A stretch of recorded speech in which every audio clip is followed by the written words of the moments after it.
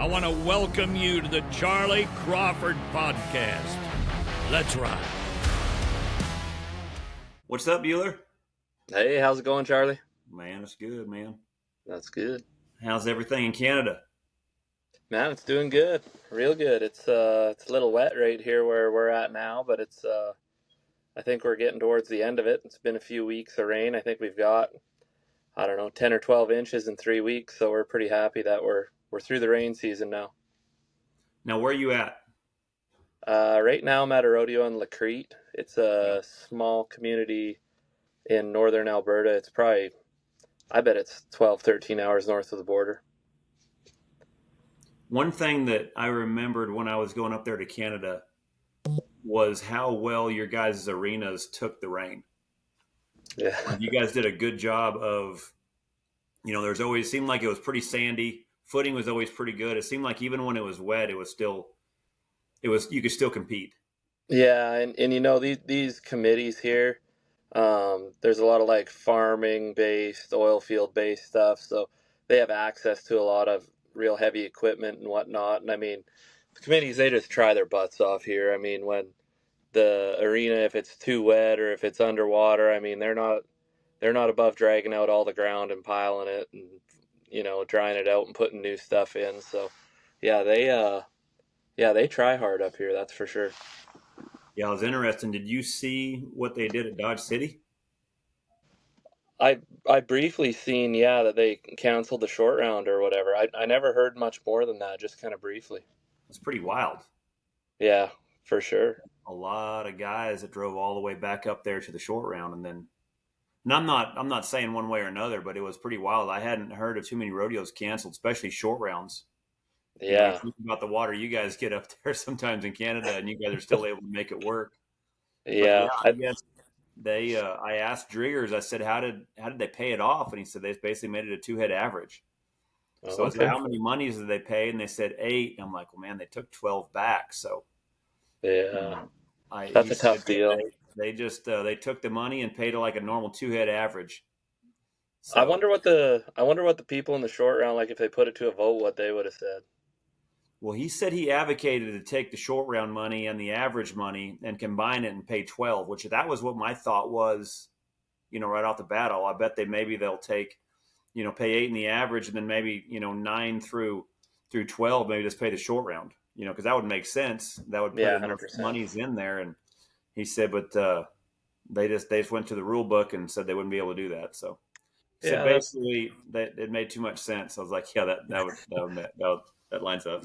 Well, that's hard because everybody's trying to do the right thing, but the tough part is that sometimes that pat on the back whenever you got to drive 12 hours or whatever it is to the next one after driving 12 to that one to sit out, that's not much fun. So yeah, because you think about the guy 9th that drew the good one.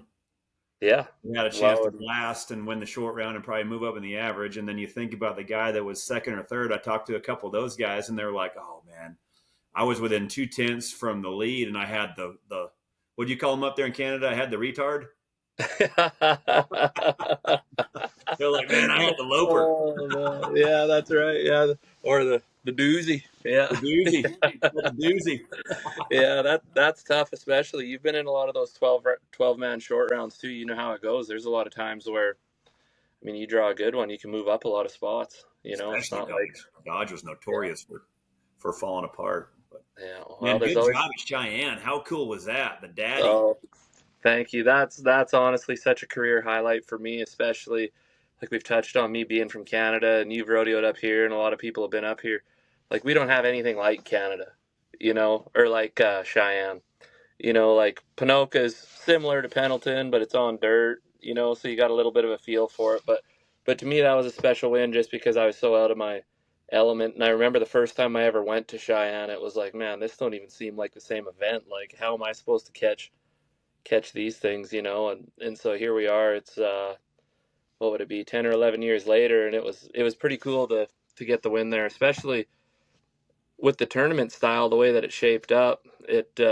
We really didn't rope the best until the last day.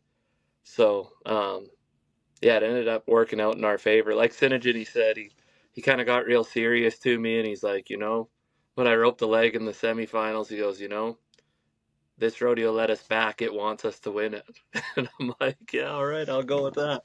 Yeah. So yeah, it was pretty sweet. Have you ever won that one, Charlie? No, I won second. I won second Yeah. at the two that you won already this year, and those were two that I was really wanting to get under my belt.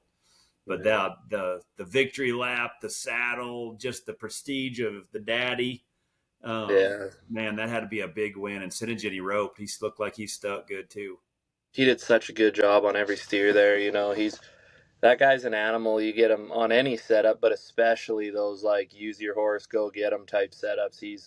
He's awesome. Yeah, it's hard for me to take any credit when, you're the healer. It's just your job. You just don't screw them up when they do that. So Yeah, he's such a yeah, it was winner. pretty Both of special. you guys are such winners, and so it makes sense to where you guys crack out and then to dominate. But his head horse looked good there. That gray horse looked like it fit that setup really good.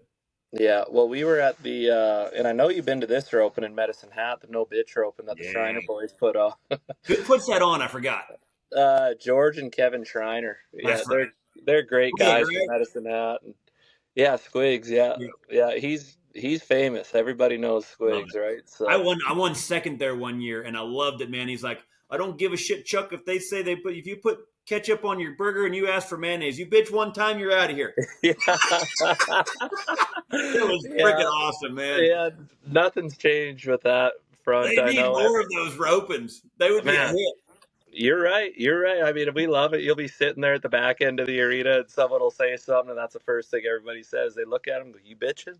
Yeah, No, exactly. man. No, I'm not. No, I'm No, I'm not. not bitching. Yeah, no. I think it'd be a good one to. It'd be a good one to apply everywhere. But I but agree. anyways, we were there, and we didn't think we made it back to Cheyenne because we thought we lost a tiebreaker to T. Wade and Thorpe in the quarterfinal. So we went to Salt Lake and Ogden, and then we ended up driving all night up to the No Bitcher Open, and then we're there, and Synergy comes up, and he's like, man, I got good news and bad news. I'm like, what's that? He's like, well, we got another all-night drive, but we get another crack at the daddy. And I said, all right, well, let's roll. Let's do it. Yeah, so, yeah, it was good. We talk so much about how the head horses are so crucial there at that roping or at that rodeo at Cheyenne. But let's talk about the heel horse because it's just as important to where your heel horse, in my opinion, has got to be able to have some wheels under it because to try to keep up with a steer, you can't get up too early or you're going to shove them left. It feels like you got to stay back. But what's kind of your strategy and that horse you're riding, man? It looked like you were able to keep the steer straight, but then still be there when you needed to be there. Yeah, you're right. Man, there is a lot to it, especially that left wall. Like, I don't know if people know how close that left wall is. And I mean, you get in it, and it's hard to be any faster than 11 or 12 if you can get them caught. And then there's quite a bit to the right. So you really do have to work the steer. And we drew good too, which always helps there when you got one that wants to stay in the middle.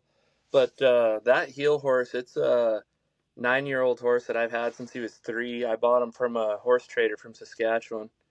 And, that horse, just from the time I cracked him out as a 5-year-old with Ren, like, I think we won Pinoca and we maybe won second at St. Paul. And he was a good B stringer for me. Whenever I had that old horse, the Gerald and Bucky's Hoss, that bald-faced horse was just a great B stringer whenever I needed him. And then whenever I'd practice for him before the finals, I always wanted to ride him because he always felt better. But I always knew that Hoss wasn't great in the practice pen, but was always better there. So he never got the call on that yet. And then he ended up getting hurt, so he had a couple of years off. And then I've honestly had him back. Like, he's been sound, but I really gave him extra time. I didn't want to re-injure him, especially when I didn't necessarily just need him. And then, yeah, whenever I cracked him out, he's just the easiest one I've ever rode there. You can kind of float out and pick up, and that's hard for heel horses, especially when you're rodeoing and going that fast. Like, a lot of times when you want to pick up, they don't really want to just come back to you and let you work the steer. They kind of know they got to get to a spot. So I thought that horse was pretty special there for me. He did a good job. He let me handle him and put him in a spot and trusted me. And then same deal when you got to smoke to him before the corner and then get him to come off and separate. I mean, that's a hard ask for a heel horse. So yeah, I was pretty happy with him over there. Yeah, you guys made a sharp run in that short round when you needed it. Like you say, they give you another chance. And yeah, I thought Sin and Jenny gobbled him up good and put him on the end of it. But then when when he was at the end of it, that was it. That sucker was limping all the way back. It was great. But it's Yeah, what every healer loves to see, or every header loves to see too. yeah, for sure. No, that was fun. Yeah, that was a good one for sure. What about getting the dub over there at Reno too? I mean, those are two prestigious rodeos to be able to get those two under your belt this summer. And then just how hard are you guys going? You know, are you guys partnered up? Have you guys just decided you wanted to go to a few rodeos? How did that partnership also evolve? Well, we weren't, you know what I mean? Like the way that it started. So basically, I've got a little boy now, and he's coming too. And basically, as soon as he hit the ground, I kind of didn't want to be away. You know what I mean? And I think a lot of guys, they can understand that, especially if you've been out rodeoing for a long time. You you get a kid, and you really don't want to be away from him. And me and my wife, we got a good relationship. We really like being around each other. So it kind of got hard for me to leave. And just at that time, Ren was in the same position. He's like, man, my girls, they're getting busy with their stuff. And he's like, we've had a hell of a kick at the can, but I'm not really craving it much anymore. And to me, like when you lose a partner like Ren, especially after we've roped with each other for, 4 or 5 years, but in all reality, we practiced together and been like really close for over 10 years now. When they decide to hang it up, it's like, man, now I got to find this new header, and we got to build something, and we got to, work on the run and be in a spot where, we can be competitive, especially now how tough it is out there. And just with the rope horse futurities kicking off and where that stuff was going, and I ended up getting in with, I think two of the best customers in the business with Stump Lake Ranch and Dean Tufton.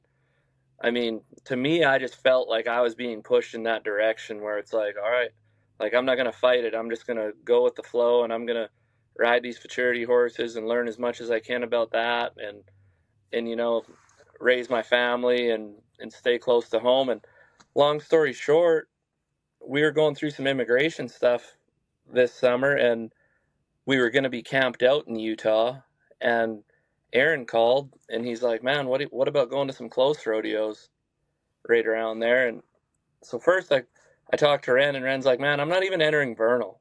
So he's like, you go ahead. Vernal's like 20 minutes, 30 minutes from his house. So I was like, all right, I'll take that as a hard no. And I told Aaron, I said, yeah, I'll just enter a handful with you. We'll go to Reno.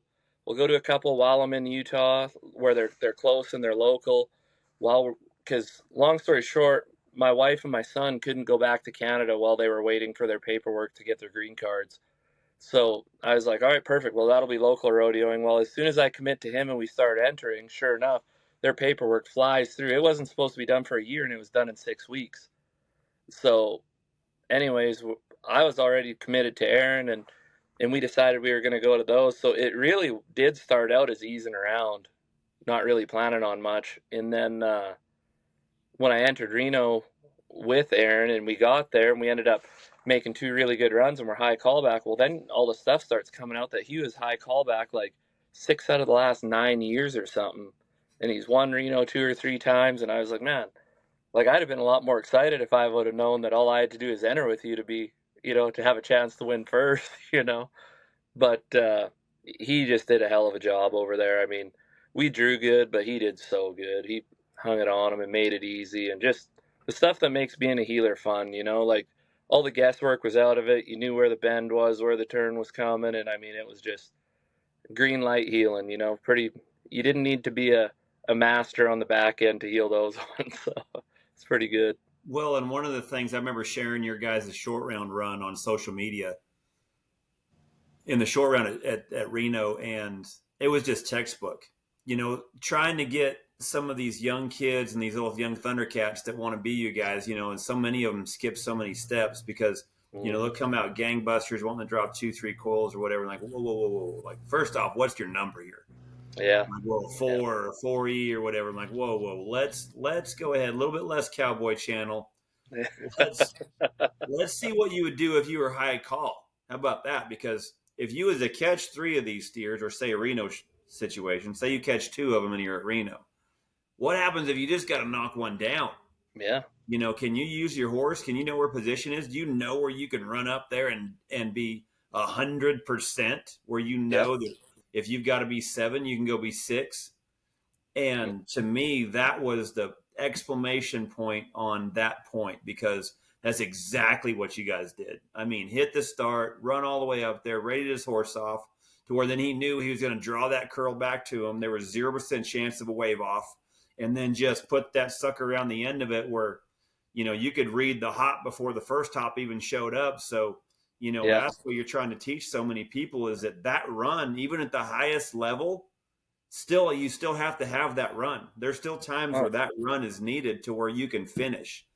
You know, there's times where you've got to be able to run and gun, and then there's times where, man, you've got to be able to finish. And that was, in my opinion, picture perfect, to the T, how to close a short round and get the spurs. Oh, 100%. And that was the deal. Like, and Aaron never told me he was going to do that. You know, he's like, man, we drew really good. You know, this steer lopes. And I'm just kind of thinking, we hadn't practiced before. That was our third steer that we've ran. You know, like we didn't know much. So I didn't know what to go on. So I was just kind of like, all right, I'm just going to read the corner. And I try when I'm in those positions to be like, all right, I'm going to ride the best corner I can ride. I don't really think about, okay, I'm gonna stay aggressive and heel this one on the first hop, or I'm gonna safety up and kick over him and heel him on the third or fourth. My deal is I just go, all right, I'm gonna ride. I'm gonna see how good of a corner I can ride. And then whenever we left the box and this thing was sure enough loping, and we had all day, we had 8 something to catch him maybe.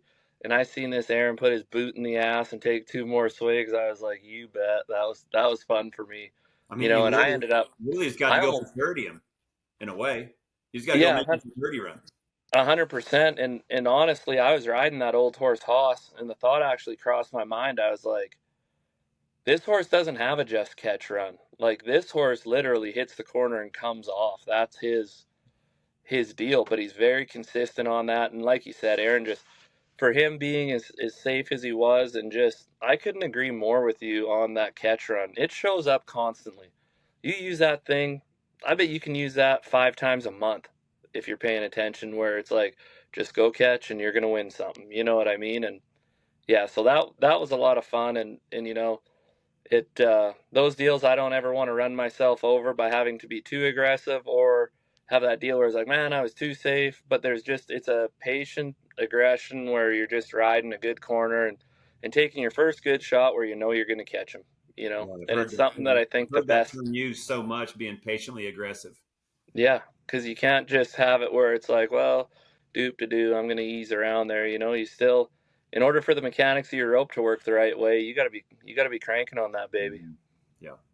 Yeah, that's where I've seen a lot of guys get the ghost of the anxiety of the short round, high team back. All you got to do is catch. And I've seen guys, it's like, whoa, whoa, whoa, whoa, don't put that mojo on me, man. Don't put that in my head. And you're like, that should be the one you practice. Like that one should be the one that when the last steer of the day is in, that you're constantly practicing for that one.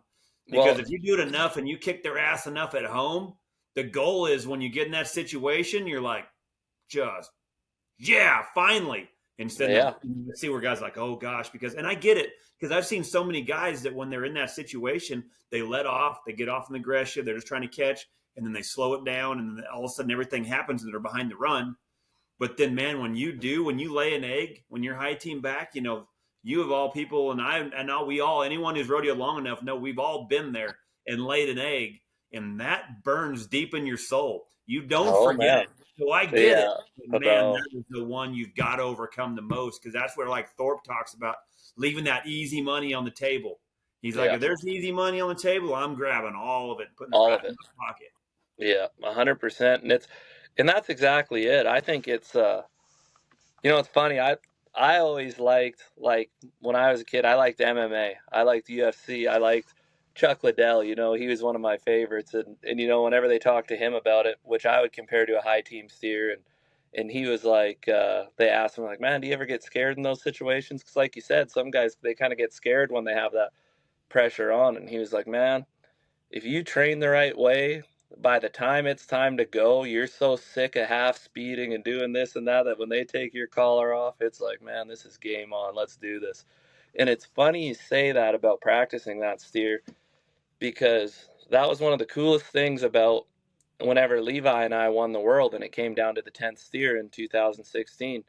The scenario was we had to win the round, and then that would have us win the average, and then we would have won the world. If things went our way, it still had to happen.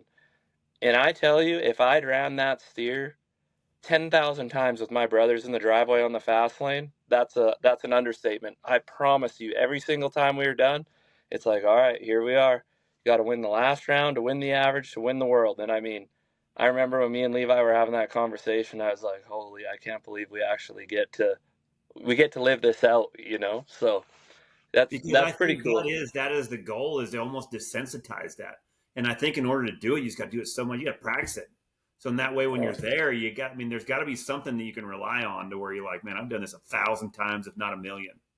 And you know what? Patrick Smith put it the best. He always had a good way of putting stuff into perspective. I watched all his videos all the time growing up and stuff, and he's like, man, in order to win big, you're in a spot where you're in a position to lose big too.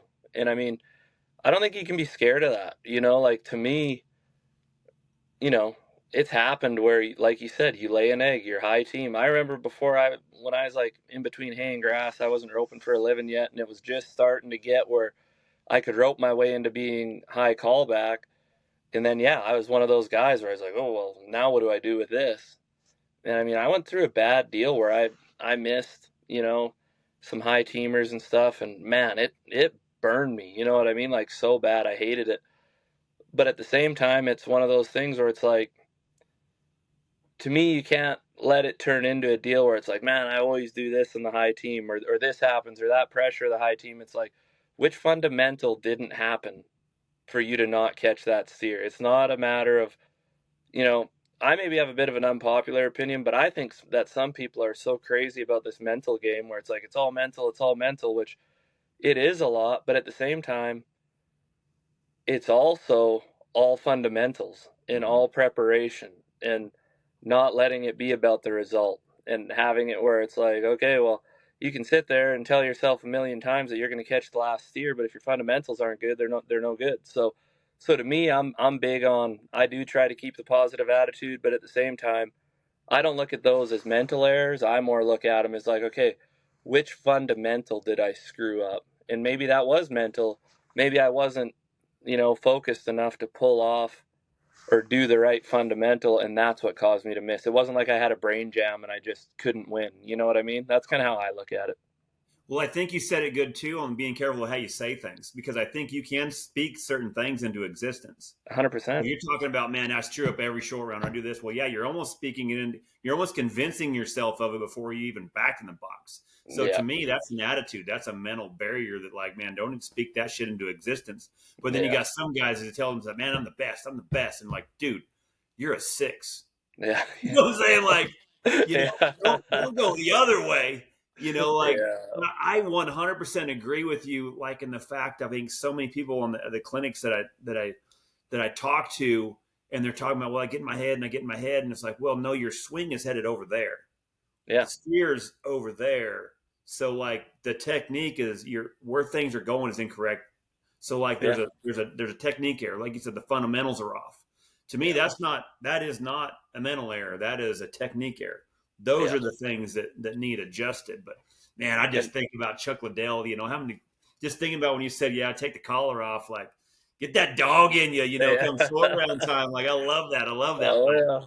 To I me, love those MMA guys, man. I love listening to them. oh yeah, and to me, it's almost similar, and that's how I've always tried to do it. Is it's like you end up in a position like that, like, the drill. You dream your whole life about being in those spots. You know what I mean? And it's like, to me, what a waste when you get in them, and then you're all of a sudden scared. To me, it's like, hell no, we've been working hard to get to this spot, and then it's just, yeah, it comes into where you're just so pumped to be in that position, and then it's like, all right, where are we at on this preparation? And that's what I love about the Futurity deal, especially on young horses, because it's a similar deal. It's like, all right, we're high call, or we're in a good spot here where we got to complete the course. I mean, that horse hasn't been in that position 10,000 times like your rodeo horse has. That's their first time. So now this is where I think the mental stuff starts coming in, and you're like, all right, now I got to be careful the energy I'm putting into this horse, because this horse doesn't necessarily know we're running this steer to win this show or do whatever. But it's like, if my body language, if I'm tense and telling him this, or if my swing speed buzzes up 10 times more, or whatever happens, I mean, that's when I think it's time to be calm. And that's what I've always tried to do. And I think you're the same way. I remember watching you compete all the time, and I always respected so much, like, how, like, stoic you were, and you couldn't tell what you were thinking. You're just stone cold every time. And I mean, to me, that's what I think you try to get to that level or that stage where it's like, yeah, there's no emotion. It's just, we're here to do the job, you know? Well, yeah, you dang sure finished on that one at Reno, man. That was cool. How cool is that to look down and see those spurs? Man, that was amazing, right? That's It's a cool dub, there. isn't it? Yeah, it's anything where you can win something cool like that, like any of those trophies or whatever, like those milestone deals. They're, you sit there and have coffee in the morning, or you're playing with your little boy and you look at them and you're like, damn, that was a cool memory. You get to relive them, right? It's pretty cool. Exactly. I'm excited to be heading back to the ranch at NRS in Decatur, Texas for another beginner headers only clinic October 3rd through the 5th. If you're at number 3 or just getting started, this clinic is built for you. It's 3 full days focused on fundamentals that matter. Whether you're working towards your first win or just looking to rope smarter and safer, this is a great time to do it. Spots are limited, so don't wait. Head to charlycrawford.training, click on the clinics tab, and lock in your spot today. Hope to see y'all in Decatur. Well, rodeoing can be a lot like the vision that I always envisioned of what kind of defines rodeo, and there's 2 of them. One is the donkey that has the carrot stick sitting in front of it. You can just kind of keep dangling in front of you. Yeah, Right there. yeah. You're like the shiny little object right there that you can just keep on chasing and just keep staying the same, or like a crackhead. I mean, there's some guys that just can't do it. You know what I'm saying? Like, it can be that addicting. So it's pretty. What the situation you're in, it takes some discipline. Is like, yeah, this is awesome. This is a great high right here. But this, what's my priorities? What's top priority? And that's where I think a guy's got to scratch that itch. You know what I mean? I'll always enter some of those ones, and now the way it looks, I'll get into the winter rodeos, so I'll go to those good ones. But honestly, all BS aside, my passion right now, it's so much in the Futurity deal, and like what Richards are doing with it, and the Gold Buckle Futurity, and the whole deal, and the Old West, and all that stuff. I mean, the rodeo and deal, it ties in good with it. Because right now at home, I'll be heeling on, 10 head a day, right? And I got my header hired, and he's turning me steers, and it's like, it's funny because you go to the rodeos, and I honestly feel like I'm heeling better at the rodeos now than I ever did, and I've been riding green horses and doing it, but you're practicing, and you're practicing right and doing that. So I'll continue going to some rodeos, and I'm going to stay heavily invested in the Futurity deal. And I'm really going to try to just balance and kind of do it like that, Yeah, for sure. Well, man, you guys had a good run, a good summer of it. But yeah, we talking about scratching that itch. Yeah, I had a horse that aged out last year of the Futurities, and he did okay. He I didn't win nothing, but we had some pretty good scores. We had a couple 230s and a 231. I only took him to a few of them just to get him qualified for down there in Fort Worth. But he's a gypsy on the top and a best advice on the bottom. So he's got he's mixed between run and cow horse. So he's one of them that I really thought that could possibly be upper level. And so these last couple, I've been tinkering with him since he aged out and taking him to a few little ones here around the house. And then I was like, man, I'd love to go the Spicer grip, because I feel like his speed, he's got the ability to hold up there. And, it's just that 7-year-old in the box, going through the stages of being able to stay there and hold it and then blast consistently is seems like it's tough to get them things matured at 7 to do that. And anyway, I got to go there, man, and it was fun. He held it together, man, on all 6, scored great. I hit the barrier every single time, roped, let me put him wherever he wanted. And then I was watching all the films. It was so cool where he kept that rope tight the whole time on the finish. Yep. And we got a little out of time, a little bit on our second one where that was our really only mishap. And other than that, we were clean on all 6. We ended up 1 out. But like the win for me was how cool my horse did. Yeah. Because it was almost like going to a jackpot, but I was still kind of Futurity. Yeah. 100%. Like Yeah. this was when we'd raised, I trained. And so it's like, it's funny because I was in that same mindset because I don't know about you and the Futurities, but like, I don't think about roping. No. I don't have to, you know what I'm saying? Like, I know if I ride good and put myself in the right spot, I know my right hand knows what to do when I get there. Well, and you're so bang on that, Charlie. Like, to me, I almost felt like I went at it backwards. Like, I feel like my career would have been better if the Futuritying was before I rodeoed. Like, if it was how it is now and I did that and then went into rodeoing. I mean, you can see, like, 100%. dude, that Joseph's an animal. You know what I mean? He goes to a handful of rodeos a year, but the way that he rides those heel horses and shows up, like, you know, that old wives' tale, like, well, you got to be competing or else you're going to fall off and you can do this or that. Dude, he shows up out of nowhere every time and hose it out of everybody. Mm-hmm. And to me, it's just, you learn a lot on those young ones. And like you said, for once in our careers, it's not just about our right arm, you know? And then the thing for me is I've really been learning, like, the difference, the positioning of the horses and the timing that they separate and how they feel and the frame they're in and all these different things, how much it affects your roping. Where before it was just like, man, I got to figure out how to make my rope do this. Well, now you're exactly right. Like, I focus very little on my actual roping now. It's a lot more about positioning and where you're at and how your horse is working and what frame they're in. And it's funny how all of a sudden the roping's taking care of itself. You know, It was so fun because it was one of the few times I've never been nervous.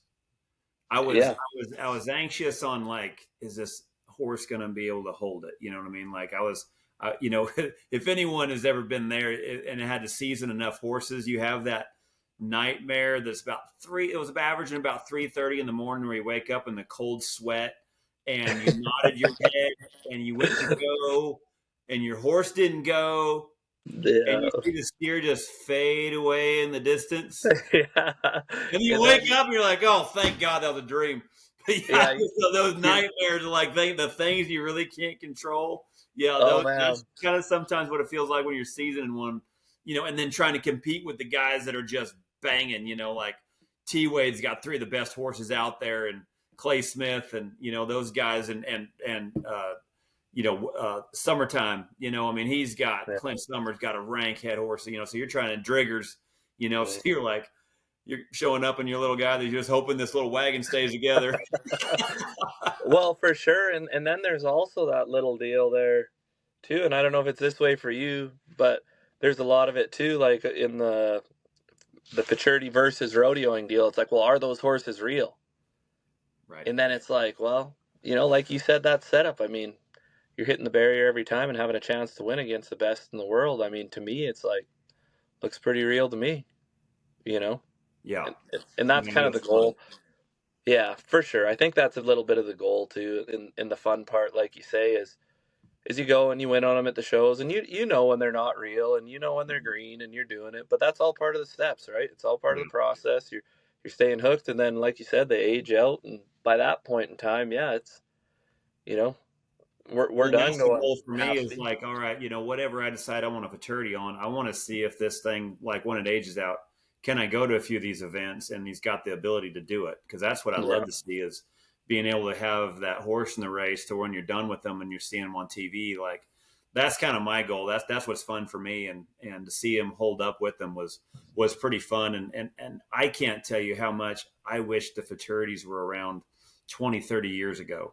I mean, just my riding technique has gotten so much better since I've retired than when I was in my peak. And I owe all that credit to the Futurities and the fact that these maneuvers they're judging on has helped me with my left hand and feet so much with, first of all, understanding what they're supposed to do. And then after that, learning how to do it.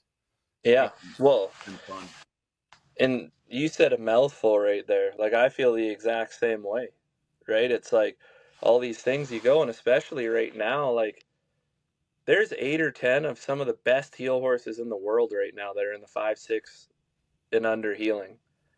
And I mean, it's one of those things where you can go and it's like, I know at first you show up, or how I was, you show up and you're like, man, how are they even judging these things? Like, on and on. Well, then you start watching, and then I was lucky enough to get to ride a really good one and show a really good one. And then I was like, okay, well, that feels different than what mine are doing. So then you get to go and you get to plug it in on your horses and work on that a little bit. And then you start breaking down those little things like that. And then, like I said, all of a sudden it's, I feel like you're off to the races. So I think it's in a great spot now, but I think it's going to be nuts in 10 years where it's at, Yeah. you know?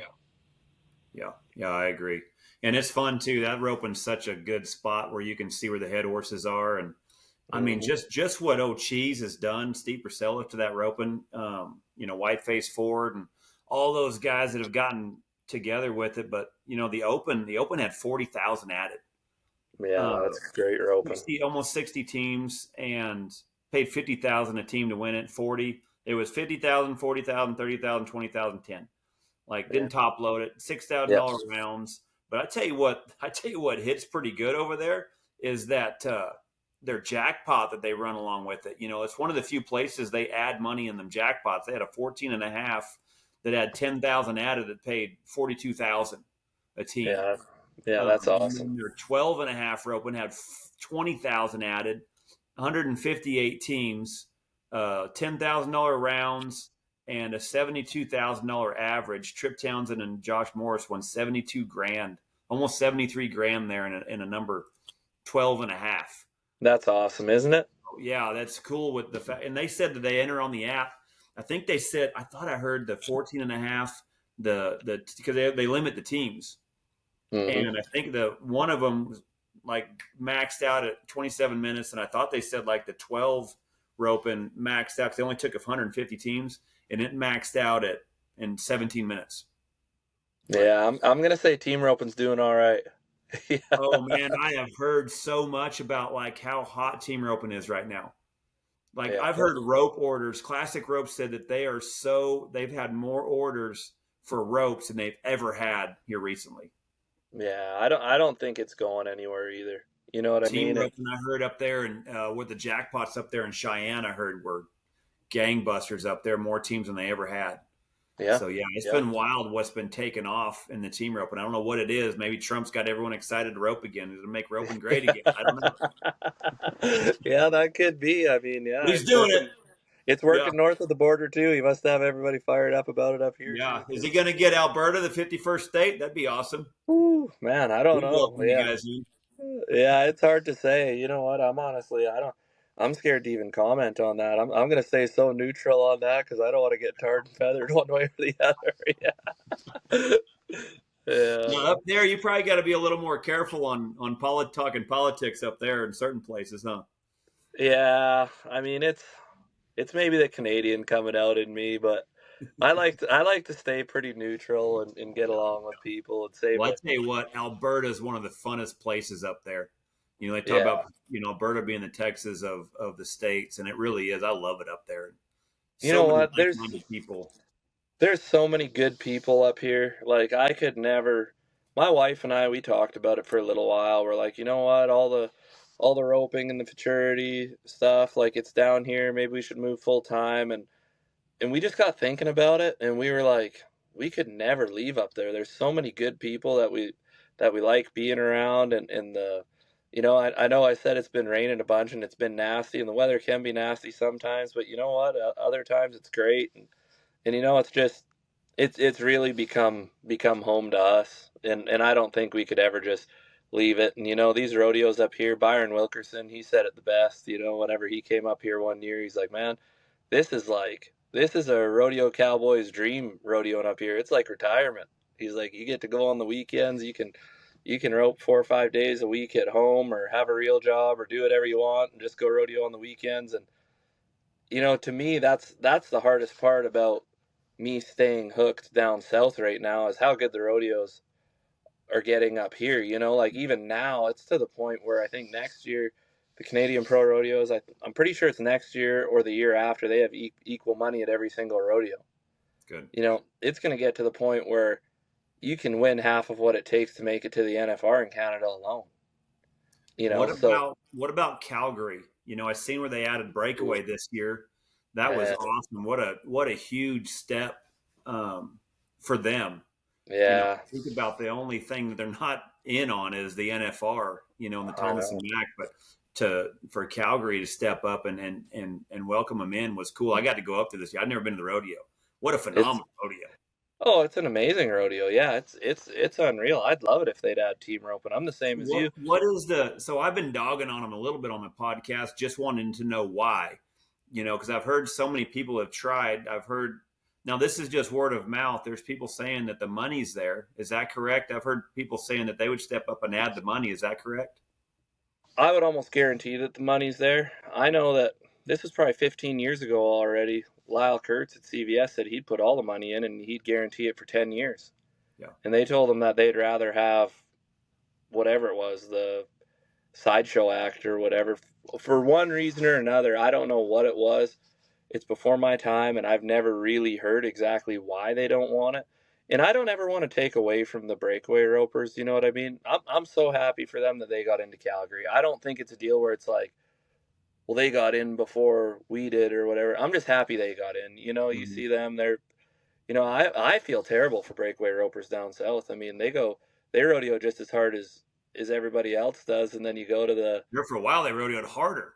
Yeah, for sure. They had to go all the ones, the little ones, because they weren't in the big ones. So there for a while, yeah, they rodeoed harder. They rodeoed like we did a long time ago. Yeah, and then their finals, like I know it's a work in progress, and I don't want to dog on anything. A lot of people are putting a lot of hard work into it, but it's no Thomas and Mack, and it's no NFR or whatever. But to me, it's kind of one of those things. It's like, all right, the breakaway's in. Like let's get this team roping in. We got the money to back it up. We got the people and good people.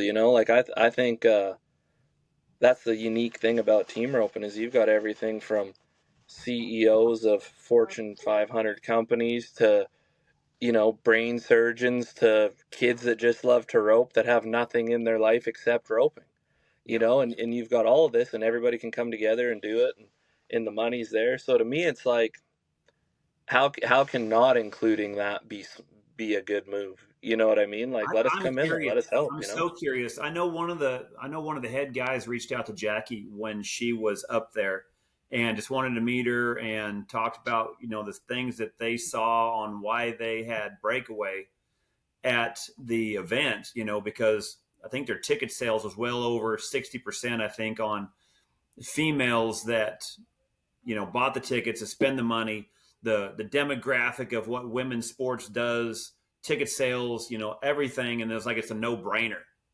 And yeah. I told her, I said, well, did you ask him about team roping? And he said no, but like he kind of went down the lines of like, the unpopular events that they do have. And then he even talked about team roping. He's like, that we can't come up with the money to add team roping because it's ×2. And I'm like, whoa. That's not what I've heard up there. So I've reached out. I've been trying to see if he would come on the podcast because I would love to ask him that question is what is it? What is the reason? Yeah. The economic impact, if we're going to talk about numbers, go ahead and see what the economic impact is in the industry on what team roping produces for our industry. Yeah, for sure. Well, and the thing is ropes were sold, 2 saddles, 2 horses, 2 trucks, 2 trailers, like the economic impact of team roping. I don't know if you can hold with us.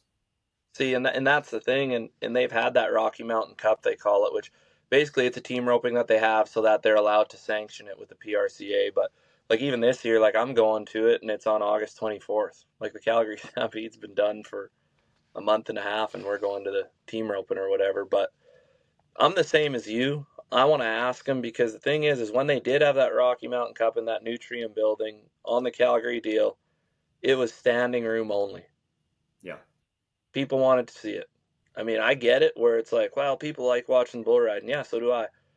But a lot of people like watching team roping too, believe it or not. Run numbers, man. That's a pretty hard one to ignore.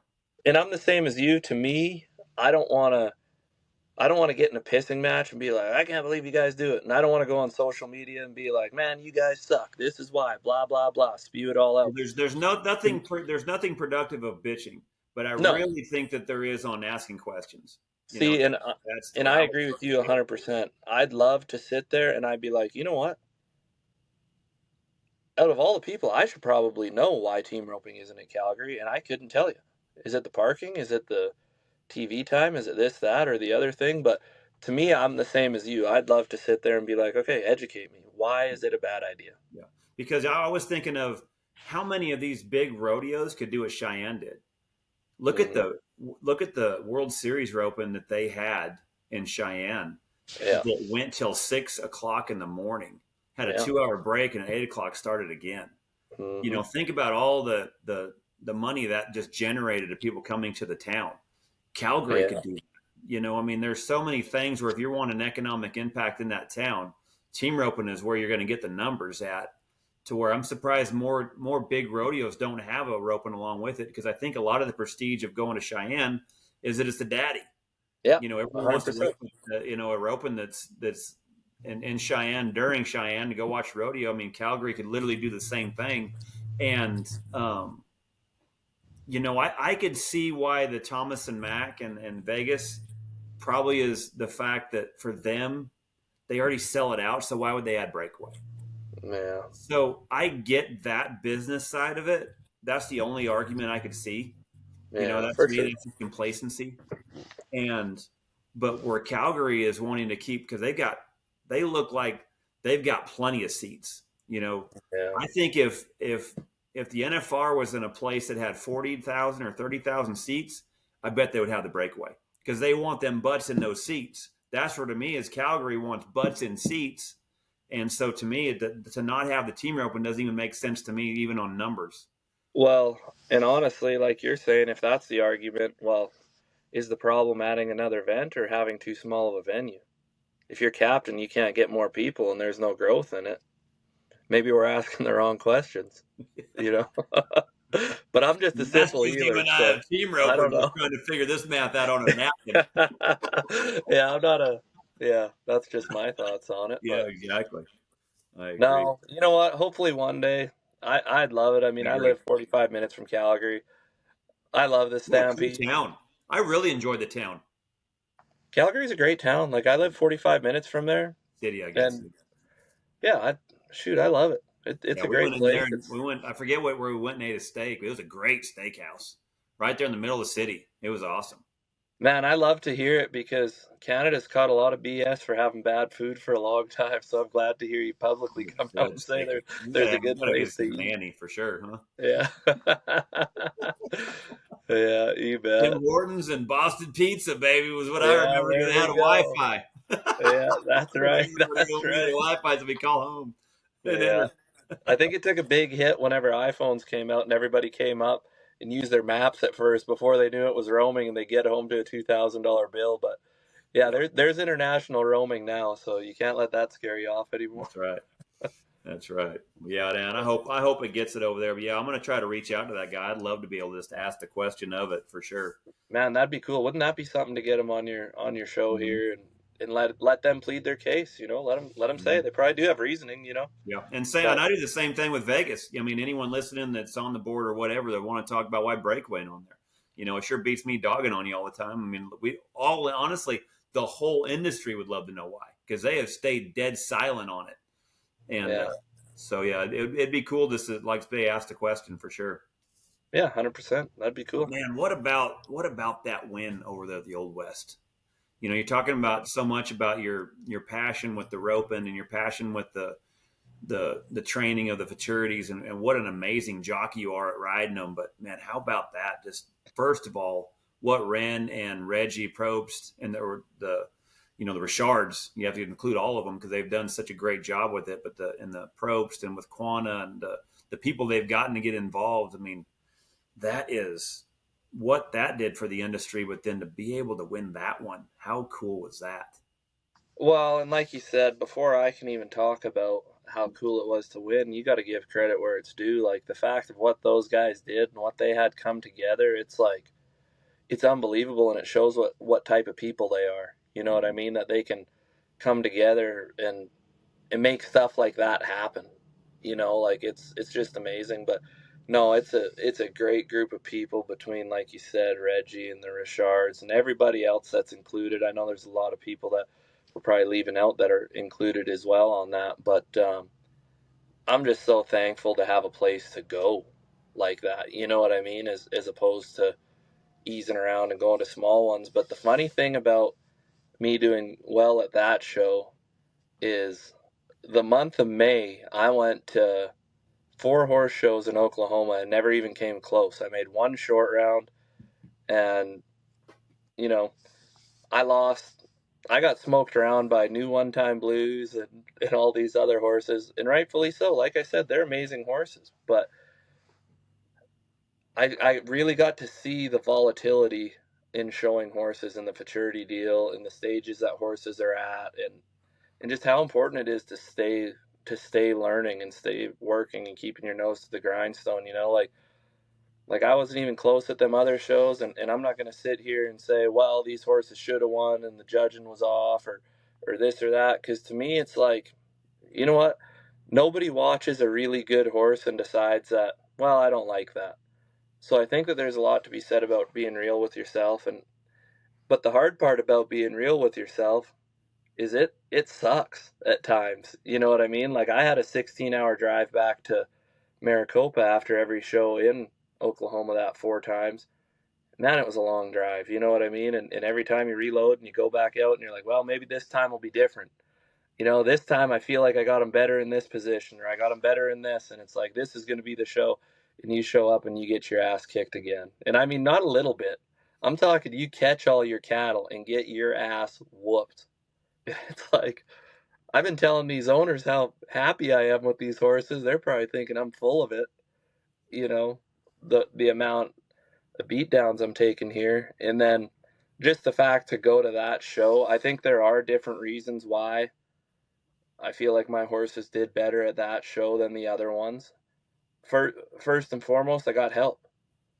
You know, I wasn't going to sit there and, you know, I'm not going to say I wasn't a little pouty about it, because it did bug me, you know. But first thing I did, okay, well, who's doing all the ass whooping? Well, Joseph Harrison. I called him, hey man, what do you see? What do you think? And, you know, I can't say enough good about that guy. You know, a lot of people are going to be like, man, I'm not telling him. You know, you figure it out. I Yeah. mean, when you think about rodeo, and especially like back in the Leo Camarillo days, it was the intimidation era. There was nothing leaking. Those guys had the edge, man, and they didn't leak it, you know, because everyone was competition. Yeah. And this is 180 difference on what that's like. So many people can't even comprehend what the culture is like in the fraternities. It is the coolest group of guys that I've ever been around, and especially team roping. It's almost like my favorite guys rodeoing with the Bulldoggers. Yeah. Because the camaraderie and they're badass, and they always had beer in the cooler and they knew where the beer tent was. But these guys like in the fraternities, it's got that camaraderie feel to it.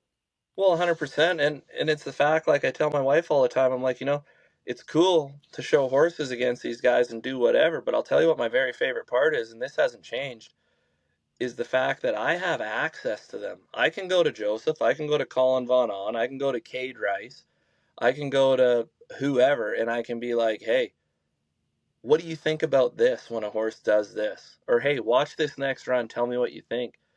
And these guys, they're cool enough to be like, hey, man, this is what I think. You know, so after, I remember that the last show I went to in Oklahoma, I felt like the mare that won Utah, I thought she showed good. And I thought she should have won something. It's a judged event. I mean, team ropers aren't used to being judged, right? You can't blame the judges. They're doing their best, the whole deal. And I'm not even saying now, looking back at it, that she should have won. The right horses probably did win. But I really tried to humble myself and be like, all right, who's whooping my ass? I'm going to call them and see what they think, because they know something I don't. Well, I called and, I mean, had a 45-minute call with all of them, with Cade, with Joseph, with whoever. And, I mean, we decided that, and they told me, they're like, man, I honestly think that it's this. It's the timing you're dallying was the big one. And, you know, having your horses screwed down a little more. And in these little things from guys that have done it so much. And I mean, when I say I went home and went to work on it, that's an understatement. I didn't take a day off between that last show. We went back to Arizona. We loaded everything we had. We went to Utah. We helped break steers in. We worked at it. We did the whole thing. And I mean, I rode those horses every single day. I didn't pound on them. I wasn't hard on them per se. I wasn't. Explain to me like I'm 5, and what you just said is what they recommended that you work on. So the big thing was the timing of when the rope was coming tight on the saddle horn and my horse was stopped moving from her stop was the big thing. So basically what was happening was I was heeling and dallying before my horse was finished moving. That was the big thing, right? Because, and honestly, in my head on my Futurity horses, I always wanted them free. I wanted them to go all the way around the corner, 1, 2, put it down, heel them. Well, the timing in that, I was just dallying too fast. You know, amongst other things, mechanically with the horse, you got to get him screwed down, and that's a whole other deal. But in a nutshell, that's what I went to work on. And, you know, my preparation, I knew that the cattle were going to be big and strong. I mean, it's never any secret. You know, anybody going there knew that Chad had it in his mind that it's like, you know, they've raised running horses for however many years and generations. Like, you think you're going to show up and rope lopers? You know, like, and they really pride themselves on having it where real horses are going to stand out, you know, and real horses are going to do good. So to me, I spent those 2 weeks every single day. I didn't run a lot on them, but I ran some on them every single day. You know, no days off. It was. So what did you do to tighten that step up? Honestly, I started heeling like a 10 again instead of heeling like a 7 or an 8. You know, I thought, well, what do I do? What makes me win good rodeoing? Well, a heel horse that hits the corner on their ass wanting to separate. You know, you start thinking about that, and it's like, well, that's one way to put good timing into one. You know what I mean? And that's simplified, you know, among other things. But those horses that have been through Dean's program and my program now, like, we go slow with those horses a lot, you know, and they go real slow and they bring them along. And those horses are bought in. They love what they do. They're there to do it. But at the same time, then you get to the point where it's like, all right, they're trained to go slow. And now it's time where it's like, now we got to be, you know, there's a threshold that you got to cross where, you know, they get screwed down right there and they really do get strong. And to me, so, and I've tried it in the past, if I take a horse and don't do the slow work and just think, okay, well, I'm going to screw this horse down and practice when I dally and I'm going to do this and that and the other thing, I mean, good luck. You're going to blow them up. No different than your deal. How would your Futurity horse that you rode at the Spicer Grip, how would that one do? If as a 4-year-old, you're like, Futurities are stupid. Those horses aren't real anyway. I'm going to ride them at the Spicer Grip. And then when they don't do good there, well, then I'm going to go to this other jackpot in Stephenville 3 times a week until this horse figures it out.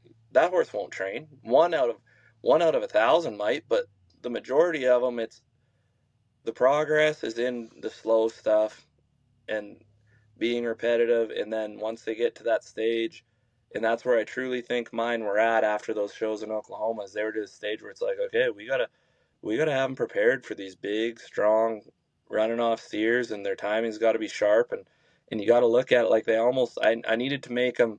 I just needed to give them better timing, if that makes sense. Yeah, because your foundation is poured slow. You know, when you're thinking about that concrete under the house, you know that was poured slow. They weren't trying to put the trusses up and the roof up when it was still wet. You know, and that's a lot to that when you're thinking about a horse. You know, the amount of times where people skip through things when they're not solid on that foundation, and that stuff's laid quietly and repetitively and slow. Because they've got to be able to comprehend, I think, their job. And, you know, that's what I think. I've seen a lot of Dean's horses, and they look like they know what they're supposed to do at a young age because of the slow work and the repetitive work, that it looks like that foundation is solid. 100%. And that's what he's helped me so much with, because I did have a little bit of that, like, ram jam, like, no, we're going to do this and you're going to like it sort of thing. And it don't work. but I spend a lot of time with them, and you get around there and it's easy to buy in on it. I mean, they'll take 3-year-olds and take the bridle off them and go heel steers on them. Like, those horses are bought in. They love it, and they're dragging their ass with no bridle on steers and doing whatever. And to me, that's what builds it up. And I almost got into a weird spot mentally after those shows where I wasn't winning in May, because I was like, man, like, I'm letting so many people down. They've done, Dean really prides himself in the slow work and having these horses bought in, and then I take them and show them, and I wasn't having them prepared for that next step. Like, they do a lot of the slow stuff, and I try to do a lot of the slow stuff on those horses too. Like, before Utah, yeah, I went and roped, fresh steers and stayed hooked right there and brought them along. But I mean, shortly after, boom, we were back on slow stuff, making sure they were bought in, not just blown up, 12 slide horses, and I think that's important, to go back and forth, and you put the pressure on and then you bring them back, and then you put the pressure on and you bring them back, and there's a lot to it. And I always heard guys talk about Futurity horses peaking at a certain time, and I feel like that's what I learned through that whole process, was like, I kind of stumbled upon peaking them at the right time, right before the biggest show, and then things went my way. I had Tate helping me. Tate did an amazing job. He didn't screw up a steer. Was Tate heading for you?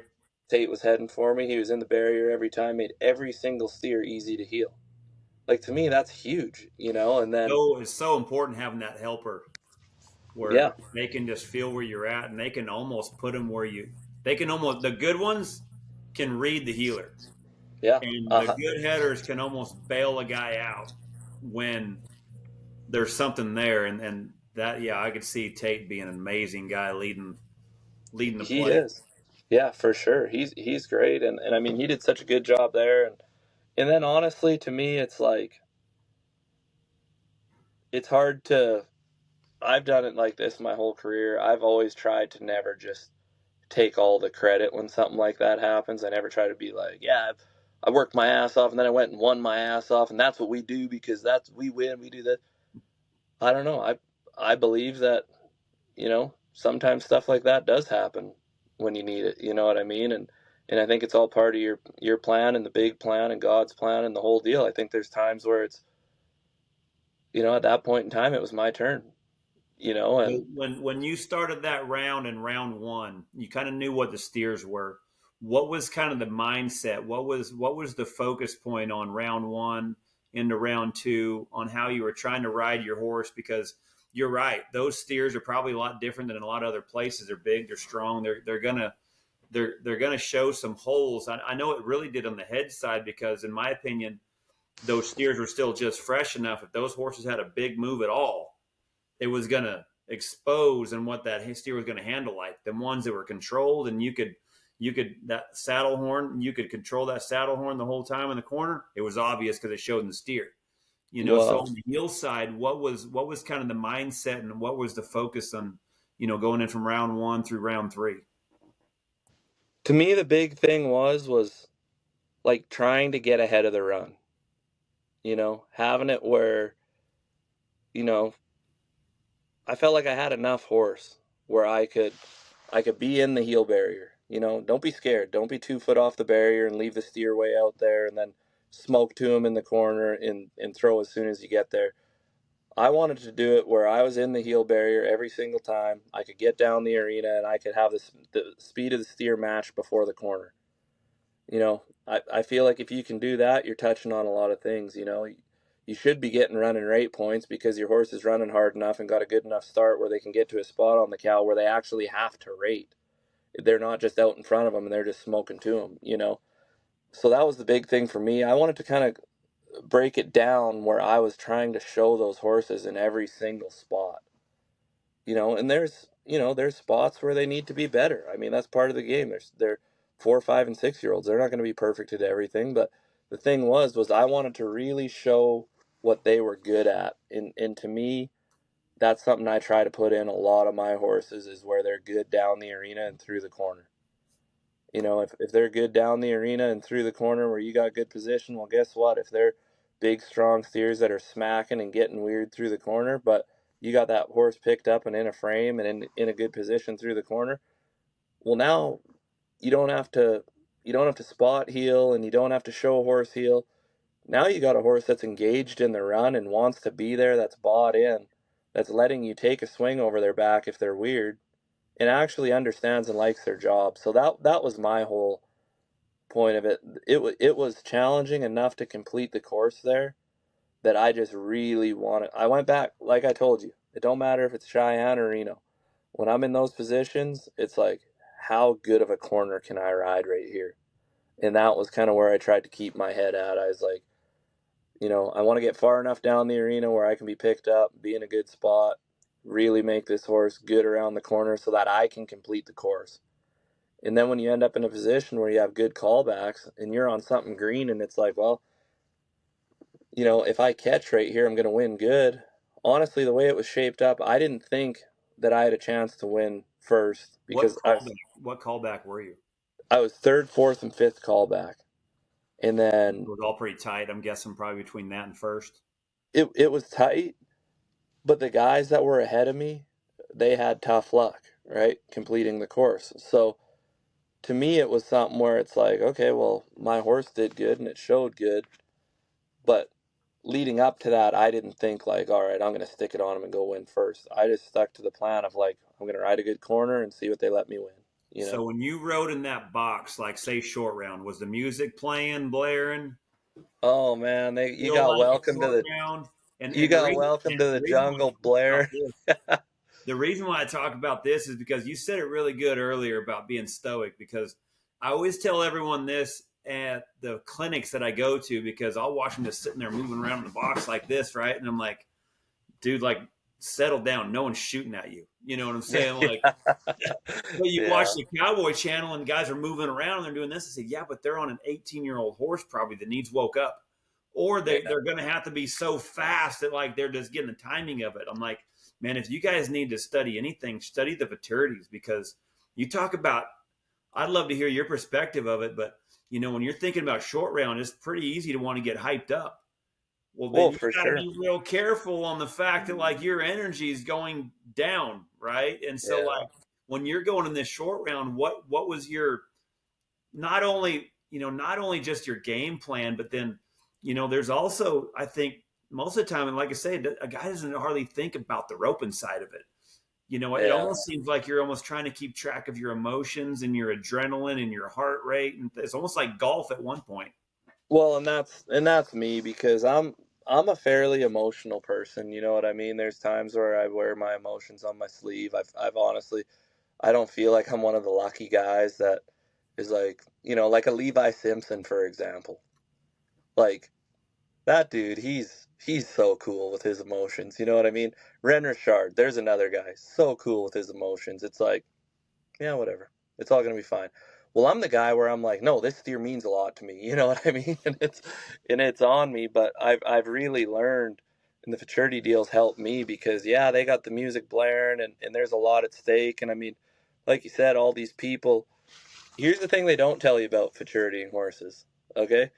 When you're rodeoing, it's you and your family and your partner and their family. And I mean, you're going to try your hardest to do good. And if it doesn't work, you probably got another chance tomorrow.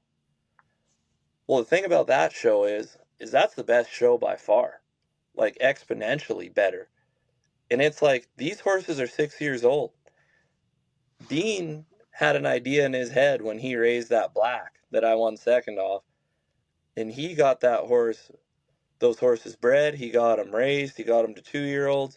He got them trained. He put some of his time in on them. Like, so many people have had a stake in this deal. And then same with the mare that I wanted on, the Stump Lake mare. So many people have had something to do with it. And now it's like, you're the guy. It's like, all right, now we're at the best show. The stage is set. The music's playing. The money's up. Everybody got it to where now we have this amazing show to show horses at.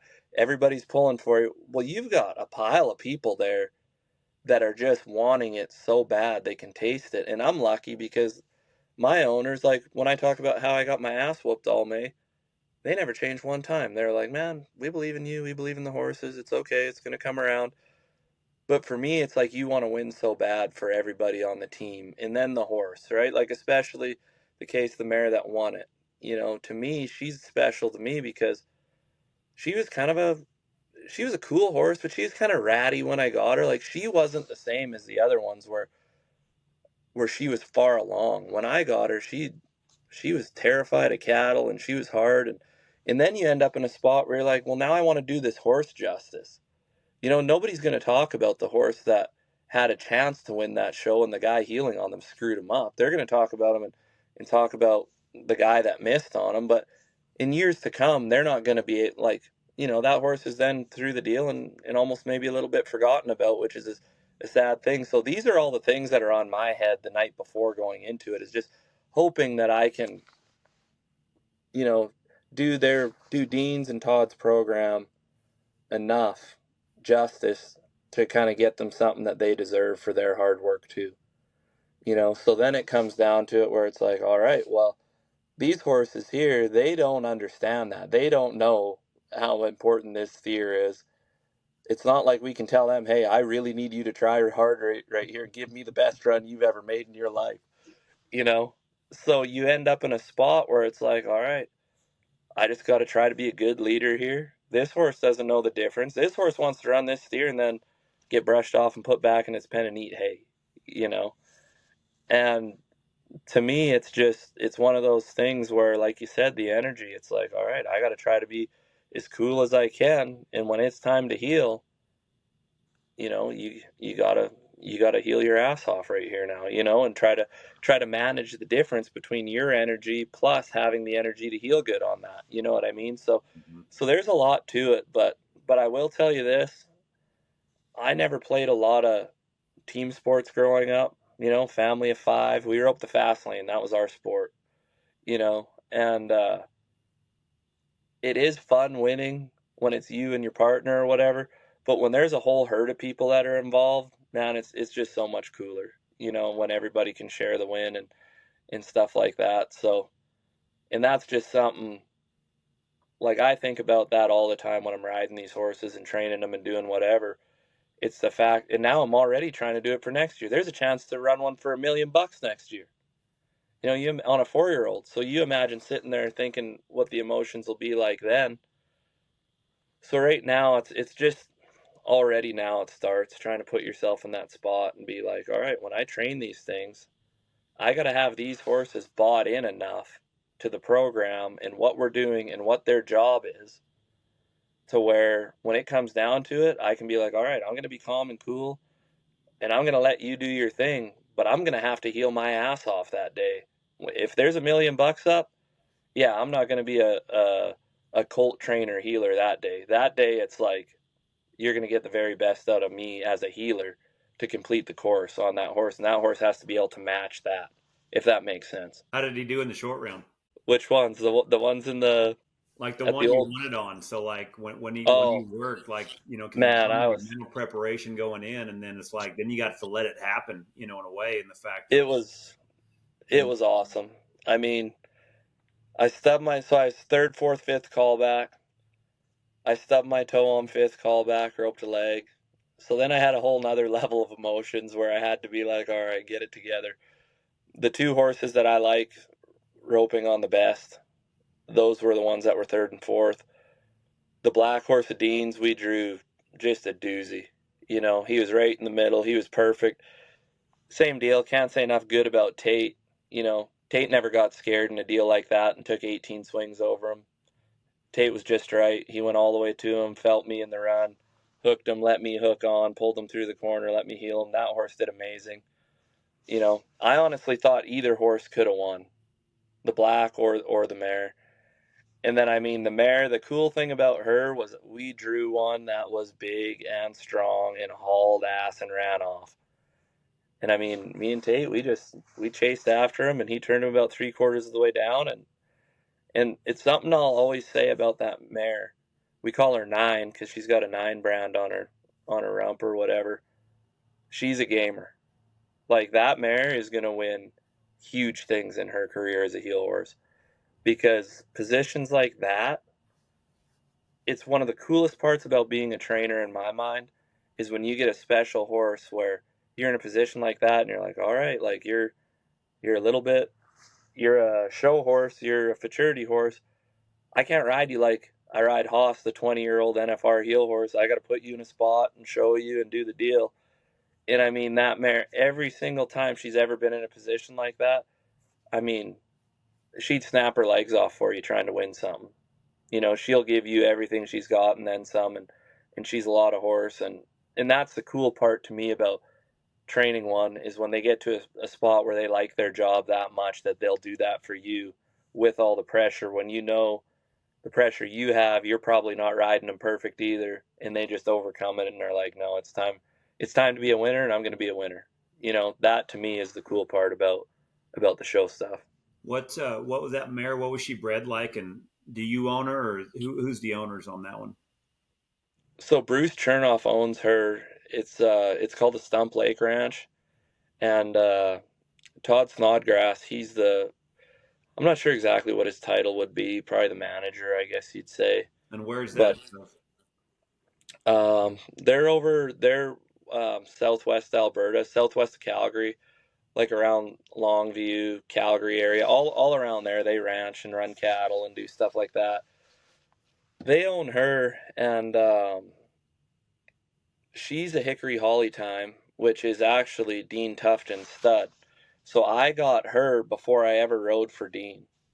I kind of poke fun. I'm like, I had to enter Scottsdale Horse Show on a horse bred by your stud in order for you to notice me, to get me to ride some of your Hickory Holly times or whatever. But yeah, so she's by Hickory Holly time out of a mare called Swinging Tool that John Swales had showed a little bit in the cow horse, her mom, or the cutting and stuff like that. And you know, the cool thing about that is, and me and Todd, we talk about it all the time, is he called me and he's like, man, you might think I'm crazy on this mare. Like, she's, you know, I don't know if she's anything, but when I ride her, I kind of feel something.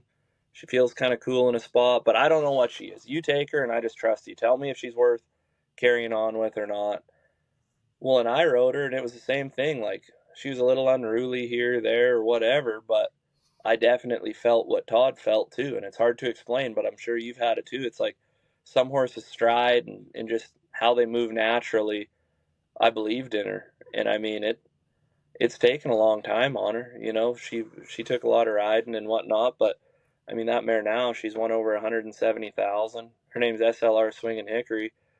And she's won more than any mare in the Futurity Healing. And I mean, to me, it's just, that's the stuff I talk about. That's cool, being a part of a team and a part with those guys. You know, somebody sat there. I think Peter Buse was in charge of the breeding on that one when he was working for Bruce Chernoff. I mean, he decided that would be a good cross, so he breeds them. You know, and then you have guys that ride them a little along the way, and then you get them, and then we're kind of talking, well, yeah, I think she's special, I think not. And for the amount of times that can go wrong, it's just cool when it goes right. Yeah. You know? Yeah, and you talk about feel, you know, those are the things you can't explain. And honestly, a lot of the times things you can't really teach either. You know, a lot of that stuff, like you said, it's got to be natural for them. There's got to be something that's there that, like, because I've had some that were trained really, really well, but they just didn't have feel. You know, and feel has a lot to do with where it puts strands of your ropes, you know, and how they can get in time with cattle, and, you know, how they can set up in the corner on the head side. And so, yeah, I know what you mean when he's saying, like, you almost have to get on the know, and then when you get on, like, oh yeah, I feel something. Yeah, for sure. And then the hard part is as you're going along, I mean, you're gonna convince yourself of it at first that you feel something, and then as you go, you're like, man, was I right? Was I wrong? Like, you know, there's a lot of back and forth on it, and that's something I've kind of learned through this deal that, you know, Todd and Dean, they've helped me with a lot. Is it's like, you know, they're wise men. You know what I mean? They're both in their 50s. They've seen it all. They've been around it. They've been a part of the horse deal. And it's like, you know, when I'll get trying too hard or thinking this or that, they're the first ones to be like, no, just stay the course. Just stay cool. It's all going to work out. So I'm pretty lucky to have guys like that in my corner. What other horses did you have there, and who owned them, and who all were you riding for at the Futurity? So at the Futurity, I was riding for like Bruce Chernoff and Todd Snodgrass, the Stump Lake Ranch, and then I had, so they were third callback, and then fourth and fifth callback. Those were both Hickory Holly times as well. Dean owned them both. The horse that won second, we call him Angus. He's a 6-year-old black gelding, and I mean, man, he's cool. He's a real good horse too, and so is the mare that was fifth call. Her name's DT Get Your Mask On, and she was a 5-year-old, and she's coming into her own. She's doing real good here. And then the other one of Dean's that I showed was DT Sparkatillion. So she's out of that mare Sparkatillion that they won a bunch on, and she's Hickory Holly time as well. And then I had a 4-year-old Hickory Holly time that I was riding for Ryan Burke. So I've been riding a pile of those ones by that stud, and it's, you know, it's good. The nice thing about riding a lot of horses that are bred consistently is, to me, it gives you a lot of feedback on your training and stuff like that, and they have a lot of similarities, and you know, it's no, it's been a blast. I've been having a lot of fun with it.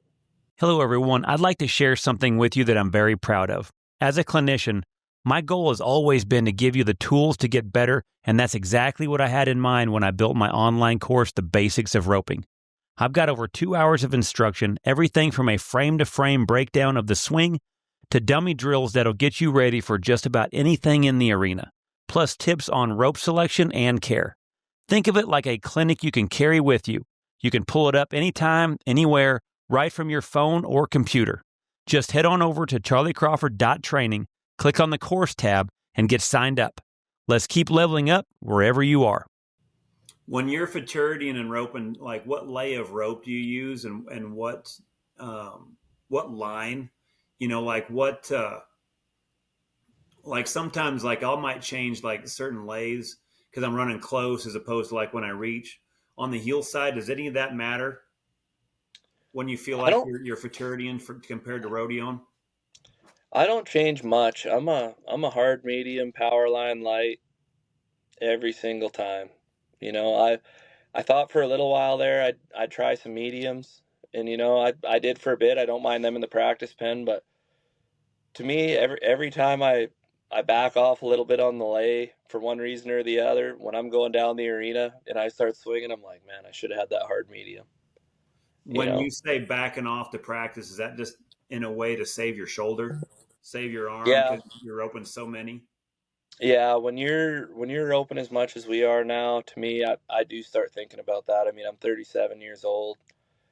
I'm healthy for the most part, thank goodness, on everything. My hips don't bug me, my back doesn't bug me, my shoulders and elbows are good. But at the same time, it's something you kind of want to, you know, keep in mind, you know. So I tried to back off to a medium for a little while, and every now and again I will. On the real green stuff, I'm an old burnt up heat guy. You know, like tie a gate up with it for 6 months, pull it off, and that's what I'll use, sort of thing. But no, anytime, certain field. Yeah, anytime the money's up, I try to stay consistent with all that. Yeah, it doesn't seem like on the heel side, especially when those steers are real, that much would change. It doesn't feel like, because a lot of times too, where you guys are open, sometimes Futurities looks fairly similar to, say, a 3-head average rodeo. Yeah. You know, yeah, for sure. They look like legit runs. Like those horses there, in my opinion, in the Futurities at the Rope Horse Futurity, the American Rope Horse Futurity, in my opinion, like when they leave there, they look game time ready. I'm telling you right now, yeah, I've rodeoed and I've showed horses.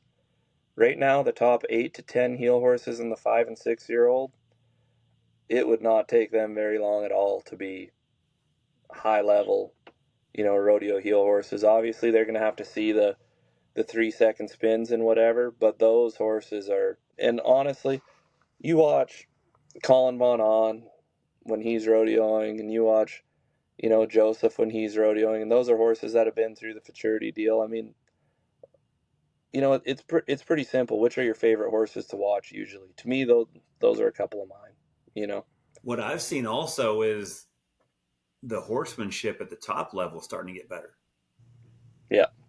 Driggers, 100%. you see him, how good he's riding them at the fraternities. Cody Snow, you guys, Joseph is really going to turn a lot of healers around because of, how good he was when he competed and then how good he shows them. And so I really think this is going to help a lot of guys that are learning how to ride them better at the top level as well. But I also think the horses are just going to do nothing but improve because now I feel like they're starting to breed for them. Yeah. And I agree with you 100%. They're actually breeding for head horses. Like you think about it here in 4 or 5 years or whatever it is, what everybody's breeding now, everyone's trying to find the magical mixture. It's going to get to the point where you're breeding rope horses to rope horses. It's not, well, breeding this one wouldn't. And then training them for it. Yeah. It's not like, well, this one wouldn't cut, so I guess we'll rope on it. Yeah. And I think what's going to happen is they're breeding a little more size into them. Like I've noticed that even in the last, since I've been futuritying, so not very long, 4 or 5 years, whatever, you start noticing the size of the horses. They're all starting to get a little bigger, get a little more stuff to them, a little more stride maybe. And I think it's going to get to the point where it's really, really good. I do too. So what was the journey like then coming from Canada to where you're at now? I've always had so much mad respect for a lot of the guys that come at the top level, especially roping, from Canada and from the North, because of how much hard work it took just to be able to get to where you can compete at the level you guys are. We think about, it's raining here in Texas, so we just have to find an indoor. You guys might have a snowstorm, or keeping your cattle alive because it's so cold. The amount of work that you guys have done to be competitive to me is way more work than what, especially a kid out of Arizona, heat, they just got to wait till it cools off. Right. Yeah. And, so talk about some of your journey of when you got started up there in Canada and started roping. Well, I was a pretty late bloomer. Whenever I was a young kid, so I grew up in a town called Abbotsford, BC, which it's blown up into a real big town. It's kind of by Vancouver, north of Seattle, just across the border. And, my mom was working at a grocery store. A guy came through wearing a cowboy hat and spurs. That was unheard of. You don't see that in Abbotsford, So basically she asked, hey, my kids, like my dad, he did a good job of putting the cowboy bug in us. We were all riding and doing whatever. Well, as soon as it came time where we crossed paths with this guy that came through the grocery store, and he said, yeah, we're going team roping. And she said, oh man, my kids, they love that. They've been roping the dummies. They've been doing whatever. That's basically what started us team roping. We'd go and work the chute and do whatever. And we were just happy to be a part of it. And, there was a lot of good people there. And that's where I'm going to go with the theme of this story is I can't speak for everybody, but to me, and coming from where I came from the whole time through my career, anything good that ever happened revolves around meeting a good person, I feel like, and having a good relationship with them and stuff like that. So that was as a young kid. And then through high school, I never really got to rope much. Like, man, I look at it now and you see 14, 15, 16-year-old kids that are 7, 8, 9 healers. You look at these new young bucks that are out there rodeoing now that are 18 and they're 10 healers. Like, man, when I was 20, I was a 4 healer and a 5 header. Like I was behind, and that's a little bit of maybe the disadvantage, like you talk about when you're from up north, when you're not from Texas or Arizona or any of those places where there's a lot of rope in Oklahoma, whatever, fill in the blank. But the thing about it is that I didn't understand then that I understand now is how much love of the game that puts in you. Like when I was 18, 19, 20, shoot, it'd be -10 and I'd be outside roping the dummy. I loved it. I wanted it so bad. I couldn't stand it. And then just the fact that it wasn't just at my fingertips, I imagine there was other stuff that I wanted maybe equally as bad at that age, and it wasn't at my fingertips. And I went, you know what? Maybe that's not worth it. Maybe I'm not going to do it. But roping always stayed that way with me. And, my first taste of it was whenever I went to college in Texas, in Levelland there at South Plains College. And I mean, that was the first time I ever kind of got to Texas. And even then it's not like we were in downtown Stephenville where I got to be around all of the NFR headers at the time and stuff like that. So, but I got closer to it. Think about all the guys that made it. You know, how many of them come from, you know, say Caleb Driggers from Georgia. You know, you look at some of the guys that came up. You know, my dad was a passionate team roper, but he wasn't a top 15 healer. Yeah. You know, most guys that make it almost come from outside of team roping in a way. You know, I mean, family might have roped, but they weren't.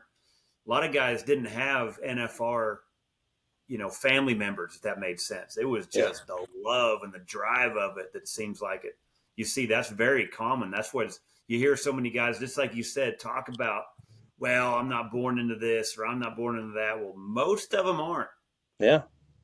And that's true. And I had a guy say that one time. There's like, man, they should do a whatever, a 60 minutes deal on your deal. Man, everybody, they'd love to see that because I guarantee your deal's different. And I'm like, man, I'd just be another guy. They need to do it on all the guys that have made it because it seems like there's something there and I don't know what it is. And it's honestly something now that I have a son and I don't know if it's something you've put thought into. It's like, all right, my kid's not going to be the kid that's a number, you know, who knows what he'll be, but he's going to have a lot more access to roping and being a part of it and riding horses and jackpotting from a young age and doing the whole deal than I ever did. But it's like, okay, well, how do we take the stuff that I learned and put it into him without him having to live it?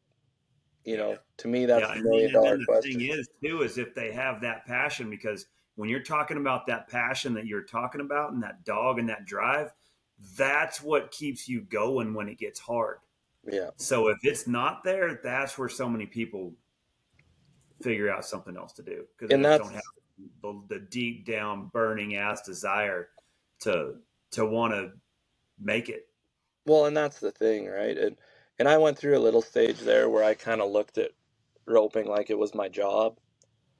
And I'll tell you this, like, and it's easy to do that when you do get to a certain spot.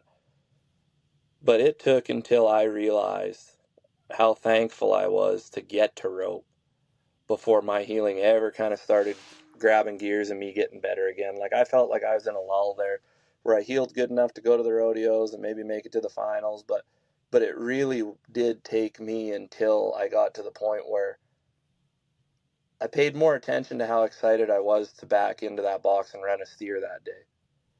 You know, and actually paid attention to, you know, the love of the game or whatever. And now that's the funny thing about it is it's like you're in a spot where it's like, well, should I be rodeoing? Should I be doing Futurity horses? We've had a good year this year. We've done this. We've done that. And to me, I'm just so thankful that I get to do this. And I'm so thankful that I have the opportunity to make decisions like that. And that every day I get to wake up and saddle a horse and back into the box and rope and do stuff like that. I'm just so thankful for that everything else, I'm just kind of trusting the process and seeing where it takes me, I guess. What number did you say you were when you were 20? The connection kind of dropped, right? Oh, I would have been a 4 healer and a 5 header. A 4 healer when you were 20. Yeah. And then how old were you when you made the NFR? Well, I think I'd have been 27.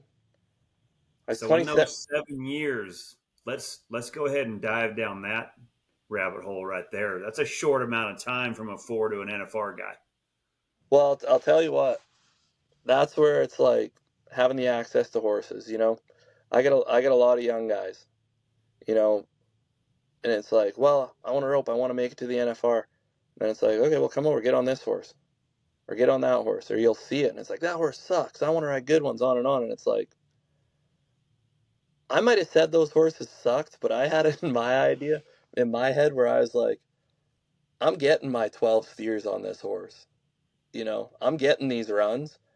And then, you know, the hard nature of the beast was, you know, a lot of times in deals like that, the horse gets good enough where you like him and they get sold.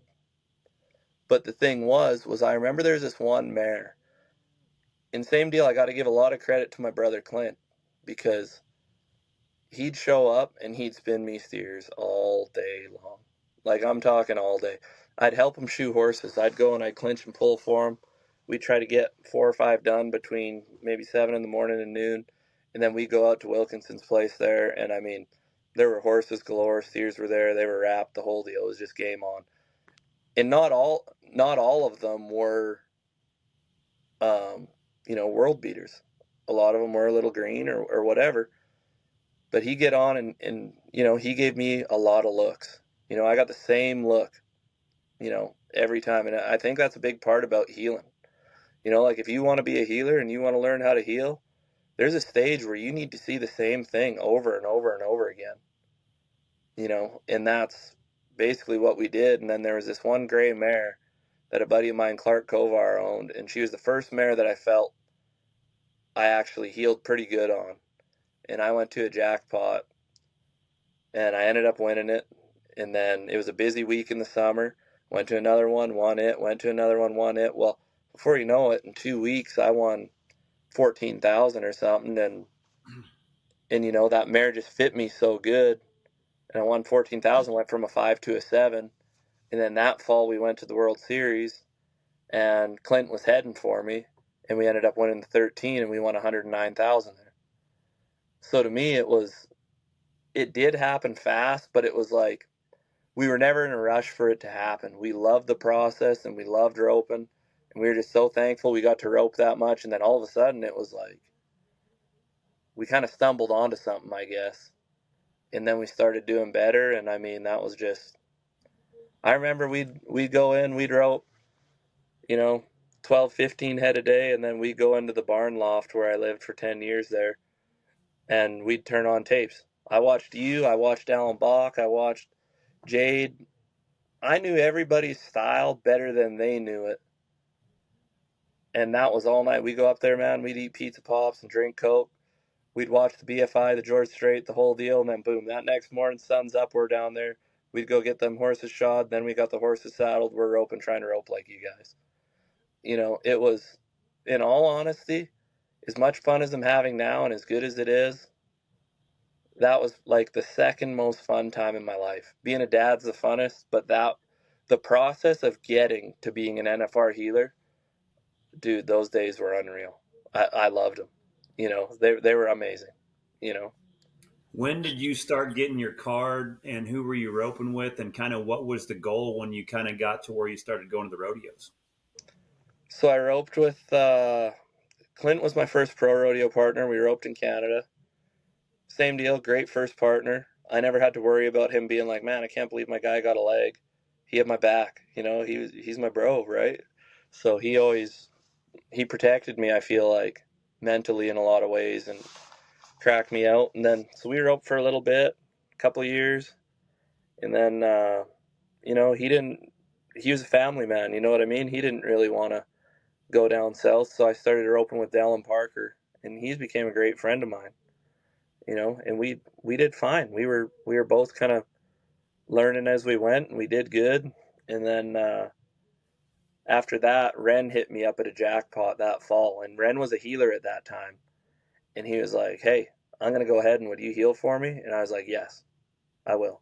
I'd never seen him head. I'd never nothing. But I was like, in my head, I was like, this guy's a 10 healer that has a chance of making the NFR every single year. Worst case scenario, I heal for him. He's going to tell me how to heal for him. So I'm going to be able to learn from somebody that ropes better. And, and that's the thing. Ren's had a huge part in my healing too. He's helped me with my healing a pile. So I healed from that year, and honestly, I feel kind of bad for him because he headed good enough his first year. He probably should have made the NFR, and I roped a pile of outside legs, and it was hard, man. It was tough, When you rope with someone and you're cracking out and they're doing a hell of a job, and you know that they're roping better than you are, one, you're going to get cut, but two, it's one of those things where it's like, man, I just wish I could do better, because I really got close with him and his family, and I wanted to do good. Not only for myself, but for them too. So that was 2014. And then 2015, Ren got the call from Corey Kuntz. And it was one of those deals. It was like, same deal. Corey's one of my heroes, still is. I think he heals amazing. And, it was hard for me, but not really. I was so happy for Ren that he got a good partner, and it honestly took a little bit of pressure off of me, and I felt like it let me go and grow a little bit. And I started roping with Levi Simpson, and same deal. Like, I can't say enough throughout my career how thankful I am for the partners I've had. And it goes back, I'll loop back to what I said earlier about how important it is and how everything good in my life has happened from being around good people and having good relationships. Levi was another one of those guys that was just a great partner. So here I went from having Clint, who was the best first partner you could ever have. Dylan was a great friend, and he was a good partner. We got along awesome, had a lot of fun, whatever. And then Ren, amazing partner. To this day, he's one of my partners, you know what I mean? One of my best buddies. And then I get into Levi, which is just one of the coolest cats there is. He don't care. He was the guy where if you would go to a rodeo, he'd spin him to be 3, you'd rope a leg, and you're winning 3rd after the first perf, someone would call, and he'd be like, they're like, how'd you do? Yeah, we're winning 3rd. Oh, sweet, man, good work. That's awesome. Yeah, right on. Keep up the good work, So he let me grow a lot. And I mean, he turned a blind eye to a lot of stuff whenever I was learning how to deal with, the emotions of being a professional healer too. And he was a great friend through the whole deal. And just the way that the whole journey went, you probably feel the same way with your partners. You know what I mean? You look back on it and you're like, damn, those were good times. We were just young kids just trying to figure it out and trying to make it happen. And it was one of those things when you're young, you're always like, man, I wish I could get an NFR header to spin me steers. And I never had luck with that, but I had pretty good luck always turning a partner into an NFR header, I felt like. So When did you and Levi start making the NFR? 2016 was the first year. 2016 was the first year. Yep. So what was that like? Both of you guys being from Canada, was that Levi's first NFR as well? Yep. So what was that like for both of you coming from Canada and then both of you like making that dream a reality, stepping foot? What was it like when you first stepped foot in there? Man, it was unbelievable. Honestly, it was the coolest thing. It's so hard to even explain that first time riding down the tunnel, when you get in the Thomas and Mack and you've seen it and you've watched it your whole life. Everybody that's ever known you as a roper, that's ever helped you along the way, they're watching, they're wanting you to do good. They're all talking about what horse you're riding. They're all, well, which head horse is he riding? I remember, it's funny, I'll loop back to Wilkinson too, because it was looking like I was going to make it to the finals, and I was like, man, as fast as those steers are, I'd watched it live once or twice, and I'll tell you this, it's not as easy as it looks on TV. Those steers, they start strong, as you know, and they're rolling. It's real. And that's like when you talk about guys that go from the pros or go from college to the pros, and they're like, they're bigger, they're stronger, and they're faster. Yeah. And when you go there, the NFR, they're bigger, they're stronger, and they're faster. That's exactly right. And I had it in my head because I had Rick James' Little Dun horse, and I'm talking to Doug one day, and I'm like, man, I should see if I can get on something else at the NFR. And he looks at me like that's the dumbest thing he's ever heard. And he's like, yeah, you're right. You've only had success on that horse in every hockey rink in Canada, and now you're going to a little bigger hockey rink, roping for the most money against the best in the world. Yeah, you're right. Why would you ride that one? Like, are you kidding me? And I was like, yeah, you know what? You're probably right. And I remember Levi, everybody was wondering because Levi had this little old horse he called Fraser. And he was old. He had him. He roped calves on him all through high school. He still has him. He's 30-something maybe now. And I remember it was one of those deals where everyone's like, oh, is Levi going to be able to ride Fraser there? Like, what's the deal? And he's riding my wife's head horse, and he's got other head horses he's trying, and we're worrying. And I'll never forget that first round whenever, we go and we saddle up. And it's funny, I don't know if you ever had this with any of your partners there, but, like, there's always that, like, unveiling moment. It's like, all right, which one are they going to crack out?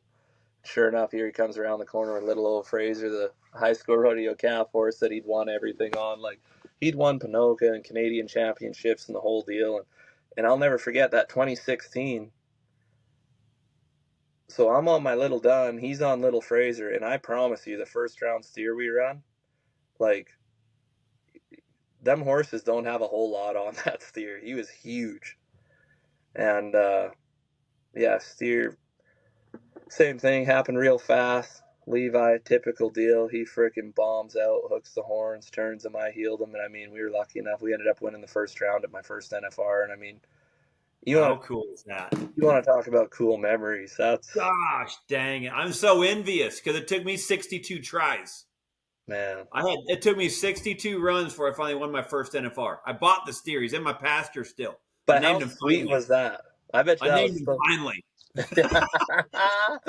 That's funny. Yeah, he's my adversity steer. We talk a lot. Yeah. Oh, To man. go there, freaking number one, first one, and get the freaking victory lap, dude. That's awesome. Yeah, and honestly, that's just kind of how that finals went. You know, I remember telling my wife driving up there, I was like, you know, if we could, we're living in a weekender horse trailer, renting a place in Arizona, just happy to be able to be in Arizona for the winter, not working on the oil rigs. And Yeah. I mean, I'm telling her driving up there, because it's not a very far drive from Arizona, I'm like, man, Katie, it'd be sweet if we won 30 grand.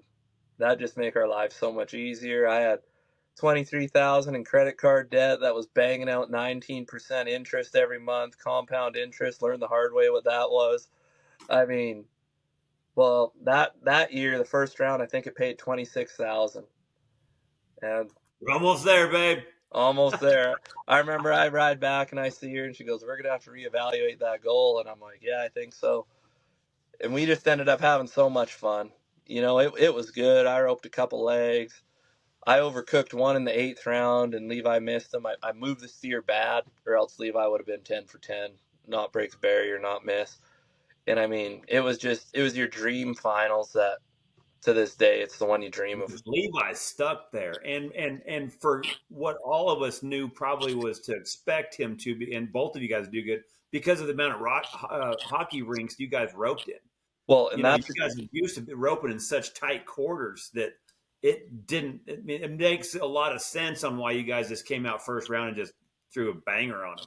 well, that's exactly right. I remember me and him, we kind of had it, which we had a lot of friends. Like, it wasn't anything like malicious. Like, yeah, we're Canadians against these Americans. Like, it wasn't like that. But I remember I was terrified that first finals of how big and strong the steers were going to be, I thought.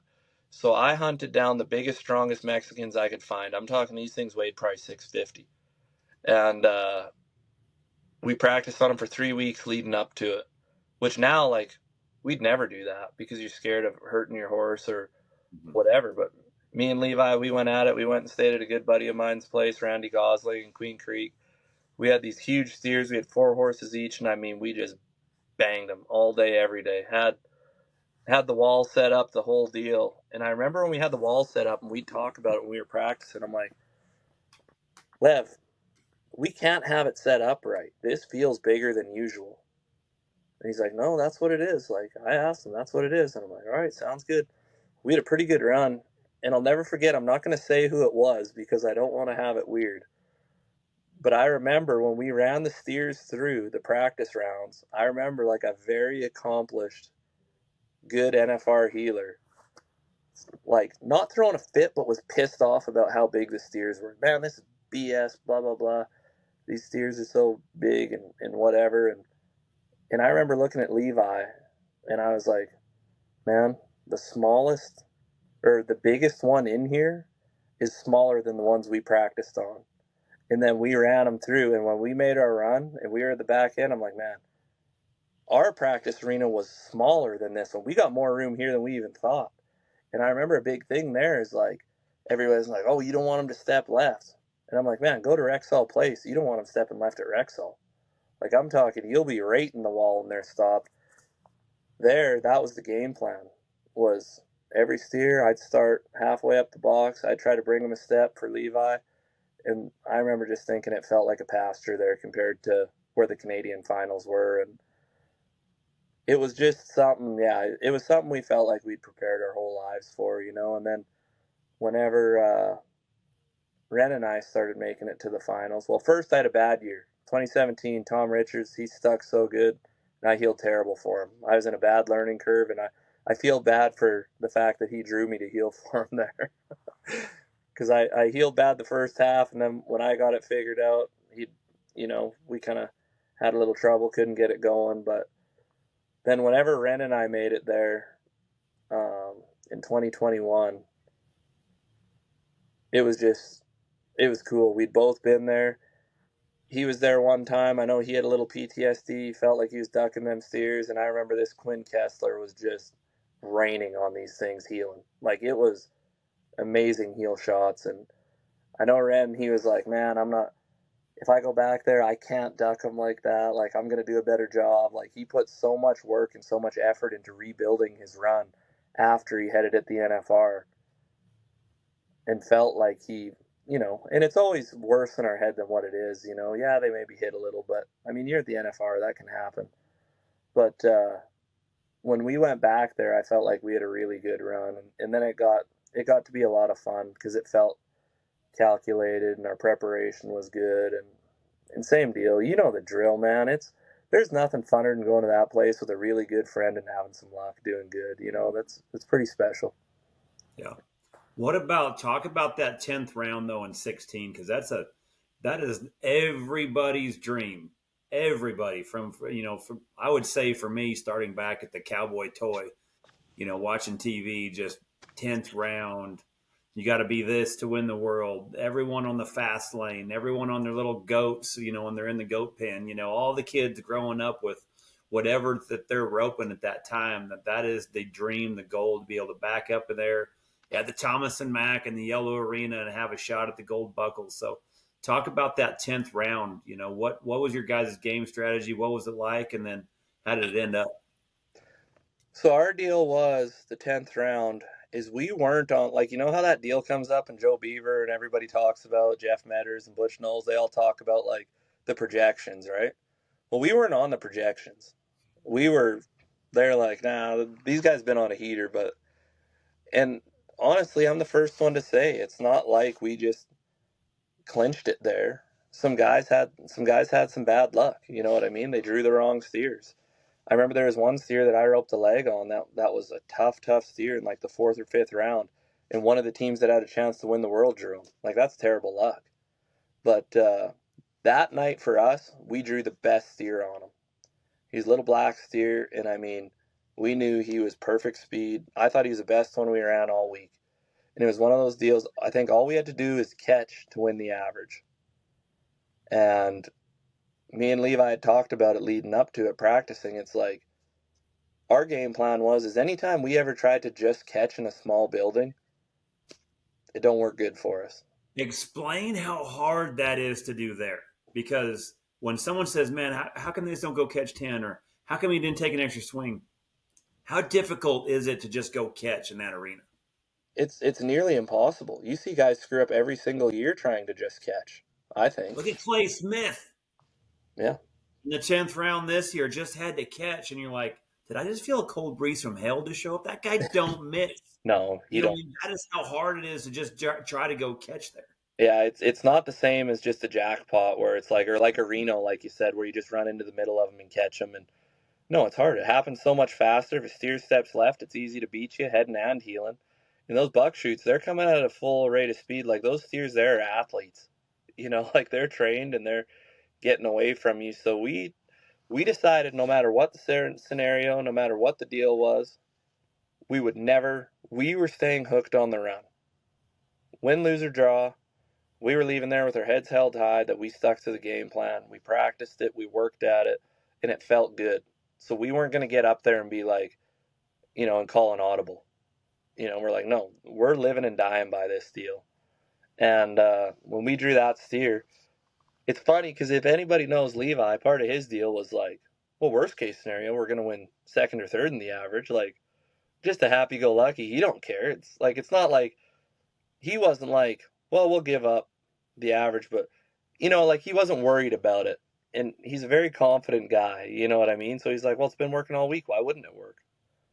Which always trickled in. Like, I needed a partner like that at first. I've gotten better since then, but he really taught me how to be that way, and yeah, we drew that best one on him, and he was like, well, I guess we're just going to go at him. And I'm like, well, yeah, like, well, why not, you know?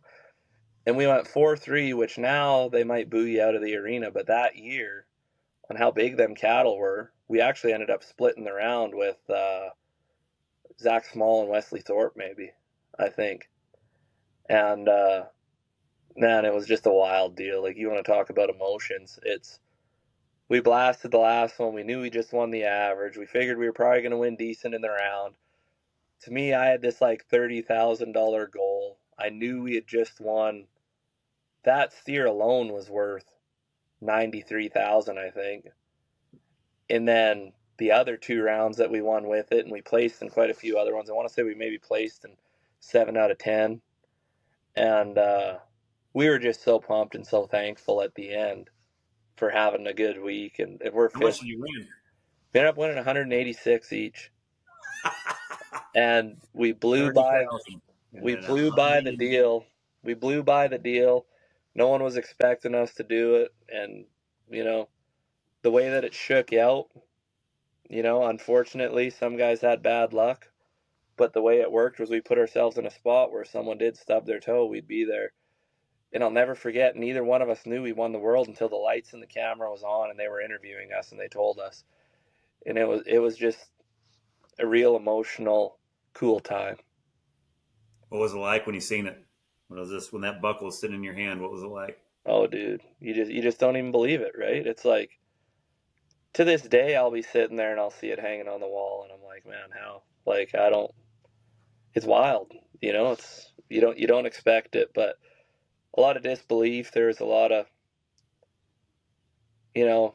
It's funny though because I need to rewind earlier that year. This Levi, he'd always talk. You know, you talk about speaking things into existence. And he would always talk about, like, man, we're going to make it to the finals, and once we get there, we're going to win the world. And I remember thinking to myself, I'm like, this guy's so off the wall on this deal, how much confidence he has in it. Like, I'm like, I'd love to make it to the finals, but, like, this win the world.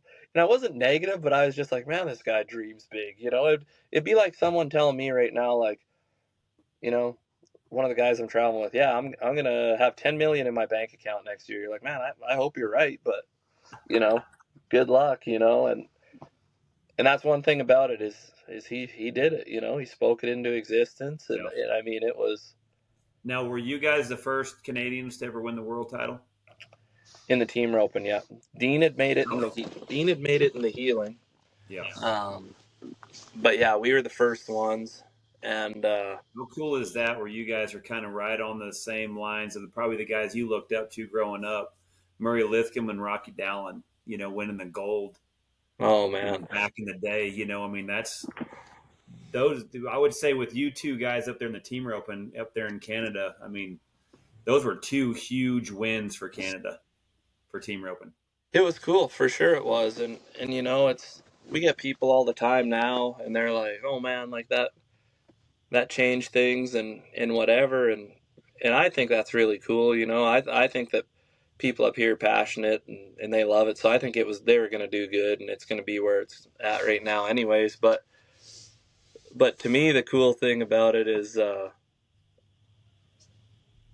you know, just all the camaraderie that came with it. You know what I mean? Everyone was pumped about it, and you know, it's one of those things, you got a whole country behind you. You know what I mean? Everybody's pulling for you, and I never looked at it as pressure because everybody was just so cool about it. You know, everybody's calling and texting all the time and just hoping for the best and doing whatever. And it's cool. It's just one of those things, you know, it's, you know, I'm What sure it's about not. the letter? What about that letter? I remember reading it a long time ago. I think it was in the Spin to Win, but remember that letter? Was it a letter that you wrote to yourself or something like that? So after I'd won the world, that Chelsea with the Team Roping Journal, she's like, would you ever think about doing that? And I was like, well, I'll do you one better. I already got it wrote. Like, I've been doing it, right? And she was like, you got to be kidding me. Because I'm a big note taker, you know, like whether I'm at the NFR or rodeoing or whatever, or just life in general. You know, when I'm grateful and happy for things, I'll write down what I'm grateful and happy for. When I'm not, and I feel like things aren't going my way, I mean, I'm writing that down too. And you go back and look at it, and do whatever. So I put it all together for her, and she was like, man, that's cool. And I probably need to write another one now, or like put it together now after becoming a father, because it's funny even reading it back now how much I feel my perspective's changed. But I can really appreciate it. I mean, like I tell everybody that asks me about that thing, I'm like, man, when I die, I'd be too embarrassed, so I wouldn't let anyone do it now. But you guys should go in and see all the rated R stuff that I write down when I'm mad at it, or when I'm mad at Heal It, or whatever. All the stuff that you can't print, but it's, to me, there's something therapeutic about it. There's something about going back to it a year later, a month later, 10 years later, whatever, and just trying to see how you've maybe grown as a man, as a kid. Were you able to find that letter? Do you still have it? Yeah, I still have it. I want to hear it. That's probably one of the best things I've ever read. Like, you want me to read it or what? Absolutely, man. That was awesome. Okay, give me 2 seconds. It's something every kid needs. I think every kid needs to hear, and I think every guy needs to hear, even if you're rodeo, and just to the perspective that you put everything. I thought, man, was just rock solid. Just hit the point.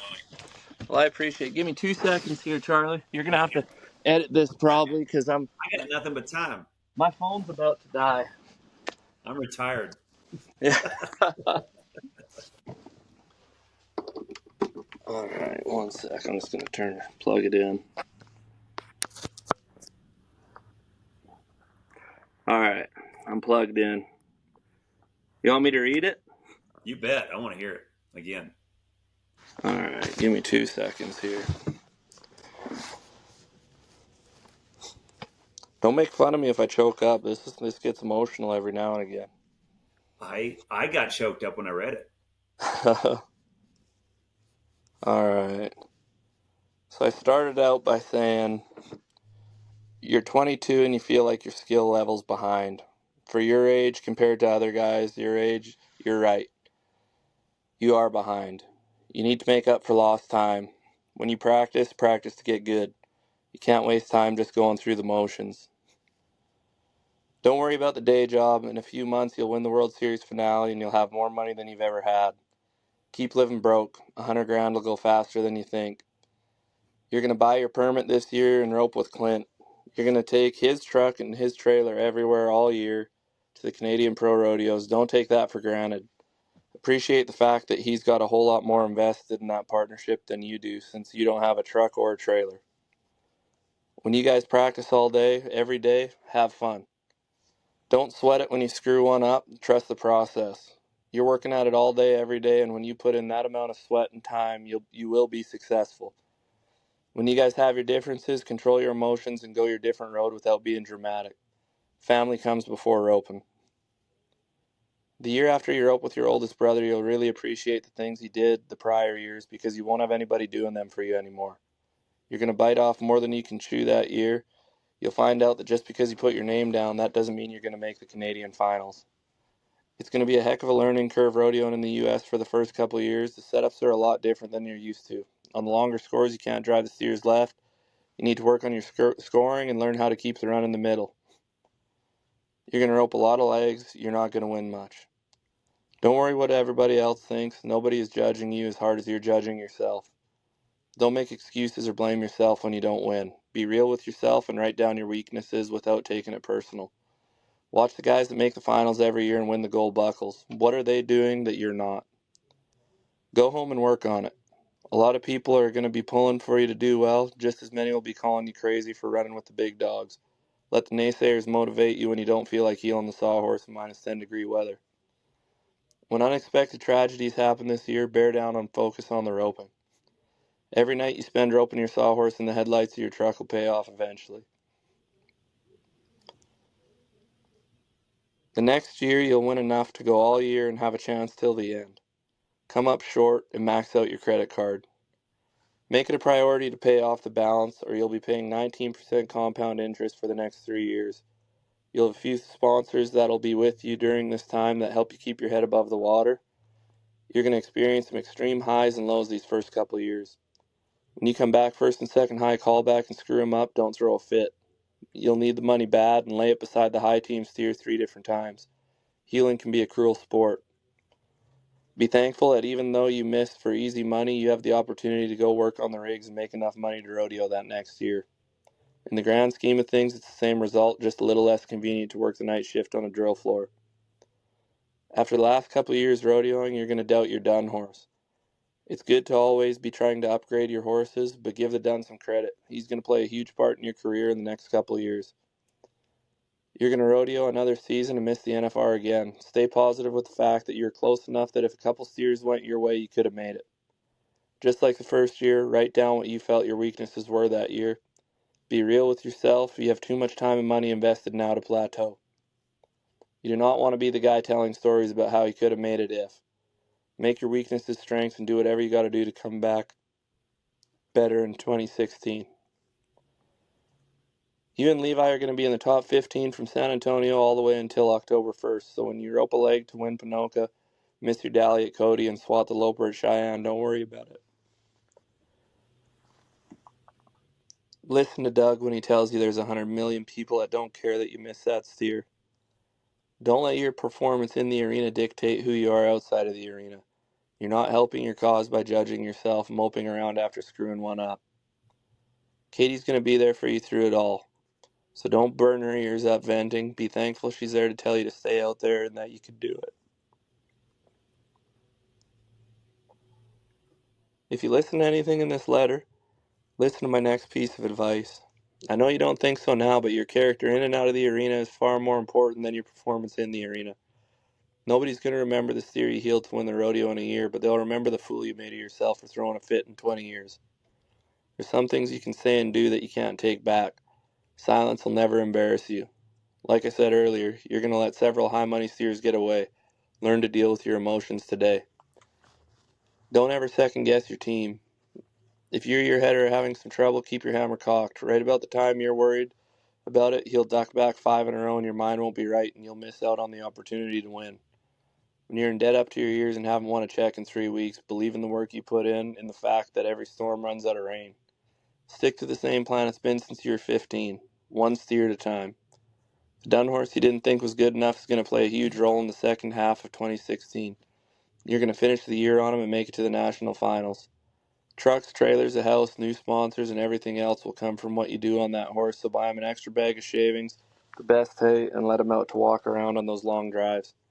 In the next few years, the only regrets you'll have are the times you didn't have a good time because you were down because roping didn't go your way. Be thankful for everything, the life lessons, the sponsorships, and the friendships you'll make.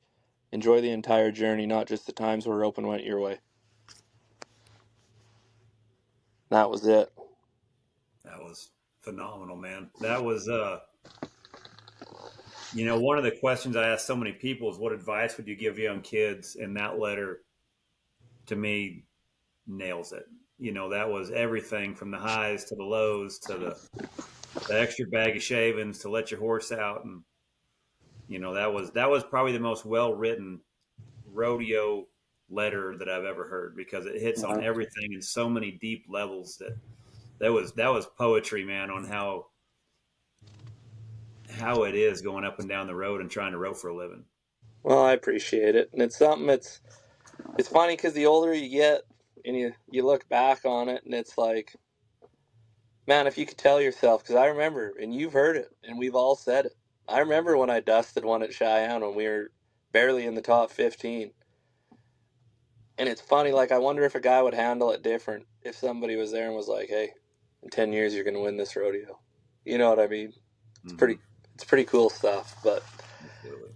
It's same as everything, though. Hindsight's 20/20. It's kind of something you got to practice getting good at, and I think just keeping the faith and being thankful for what you're doing. I mean, I think that's rule number one. Your gratitude, in my opinion, was one of the things that was most admirable, with how grounded you stayed and just, that it's funny, I think everyone probably goes through a little bit of that internally, but when the ups and downs are there. But the one thing I always remembered is you never let that show. Not one time that I ever see it. And it was very, very admirable with how you respected with who you roped with, the great guy that you were, but then to be able to be gracious and have gratitude with the ups and downs that rodeo can deal you. And I've always heard at one time, someone said it once, that if you'll trade your expectations for appreciation, that is a game changer. And it always seemed like that was something that you lived towards and strived for. Well, it makes me feel good to think that that's what you thought, because there was times when I had to fake it pretty good, but it's just trying to, I think everything gets easier when you become a father. To me, and I don't know if you felt this way, I'm sure you did, because most people agree, but to me, it just gets a lot easier, like, to decipher what's a big thing and what's a small thing. You know what I mean? I 100% agree. And it's one of those things too. And until you're a dad, you can't explain it. You can't. Until you're a dad, you won't ever feel it, I don't think. Somebody can tell you this is how it is and this is how you need to be. And to me, it's just like, yeah. I mean, you learn more about it every day, and I'm so thankful for that too. You know what I mean? I would say probably too, I think one of the things that probably maybe helped you disguise your emotions so much was probably your beard. I know that for a fact. Yeah, there were times when I'm glad there wasn't lip reading when I was a young buck. Yeah. I never thought about that. I should have tried that earlier because I struggled with that, but you could tell when I did it. Yeah. Beard would have been handy. The funny thing is, though, is after I shaved, everyone was like, I always just thought you were this angry person all the time. They're like, I never knew you smiled that much. So, yeah. The amount of times I walked by you and didn't recognize you when you shaved without it. I know, it's kind of how you could tell who your old friends were, because I went for like 4 years without it. Yeah, it was. What created the beard, man? Because you had a following. You could have sold T-shirts with that thing. So what created the beard? I don't really know what it was. It was something where I just kind of let it go for a little while, and then next thing you know, it kind of started turning into a thing. And when you think about it, like my dad and uncles and cousins and like a lot of them have beards or have had beards or whatever. And to me, then once it kind of became my thing, and then I liked it. Like I liked having a beard, and now I'll kind of partially grow it back, and then my little boy will start pulling on it, and I'm just like, man, and I'll tell you what another thing is you start, I'm not saying I'm old, but you start getting older, and you're like, man, I look old with that beard. I got to shave that baby off. But yeah, I never had a good one. Mine looked like an Appaloosa. I had all kind of different colors. There was some red in there. There was some black. There was some peach fuzz. Now there's gray. And I'm like, man, that ain't gonna work. No, I know. And you know what? I've never been the one to say that I had the best beard either. It was kind of patchy at spots and mangy in others. And I remember there was a couple times someone would say something about it, and my big deal was just like, who are you, the beard police? Like, it's mine. I'll grow it if I want to, Exactly. Who's to say that a full beard's a good beard? Sometimes mangy. That thing got long enough there after a while. I was almost concerned you're going to get in your dally. That thing had some length to it there for a while. It did get long. Yeah, that was pretty fun. Yeah, good times. Cool times. Yeah, I mean, there was a lot of T-shirts out there. The Fear of the Beard, man. It was pretty cool. Yeah, it was pretty fun. Yeah, pretty good times. Well, man, I sure enjoyed having you on, man. I remember the times that I remember one time at Hermiston, you and I were just sitting out there warming up, and I remember we had conversations that just looked down. It was 30 minutes, and it felt like 5 minutes. You've always been fun to have conversations with. Just your depth, your knowledge, and just your coolness, man, was always fun to be able to have conversations with you. And man, I couldn't be happier with where you're at now too, and doing so good in the fraternities and being a dad now, man. It's a cool time for you, man, and I'm truly happy for you. Well, I sure appreciate it, man, and I appreciate you having me on. And yeah, I miss having them conversations out there. You're always a guy I looked up to, and you know what I mean. It's I appreciate being on here and yeah, having some conversation with you. Heck yeah, man, it was fun.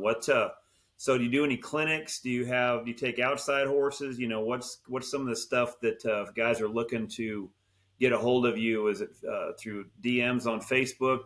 How do you kind of run your business of what you got going on? Yeah, Facebook or Instagram usually is sort of the way to get a hold of me. What's best.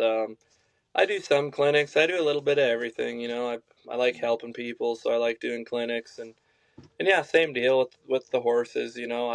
I've probably got as many as I can handle, but I'm always happy to talk to people about horses and be involved with it all. And yeah, just anybody, shoot, if anyone ever needs anything, just reach out. I'm happy to BS, happy to make a new friend. So I appreciate Man, it. enjoyed having you. I enjoyed having you on, man. And I appreciate it. And when's the next Futurity for you guys? What are you getting ready for next? Next week, Rapid City. Okay, good. Yep, Be a good one. Royal Crown over there, so I'll be taking 5 head over there. Awesome. Yeah, get Awesome, after man. it. Then you'll be down for Fort Worth, or I guess it's going to be in Amarillo this year for the American Rail Course. Yep. I'll be down there for that and some of those other shows this fall, and yeah, looking forward to it. It'll be good. Awesome. So, man, I appreciate having you on, man, and take it to them out there. It's all right. Thanks, man. I appreciate it. Have a good night.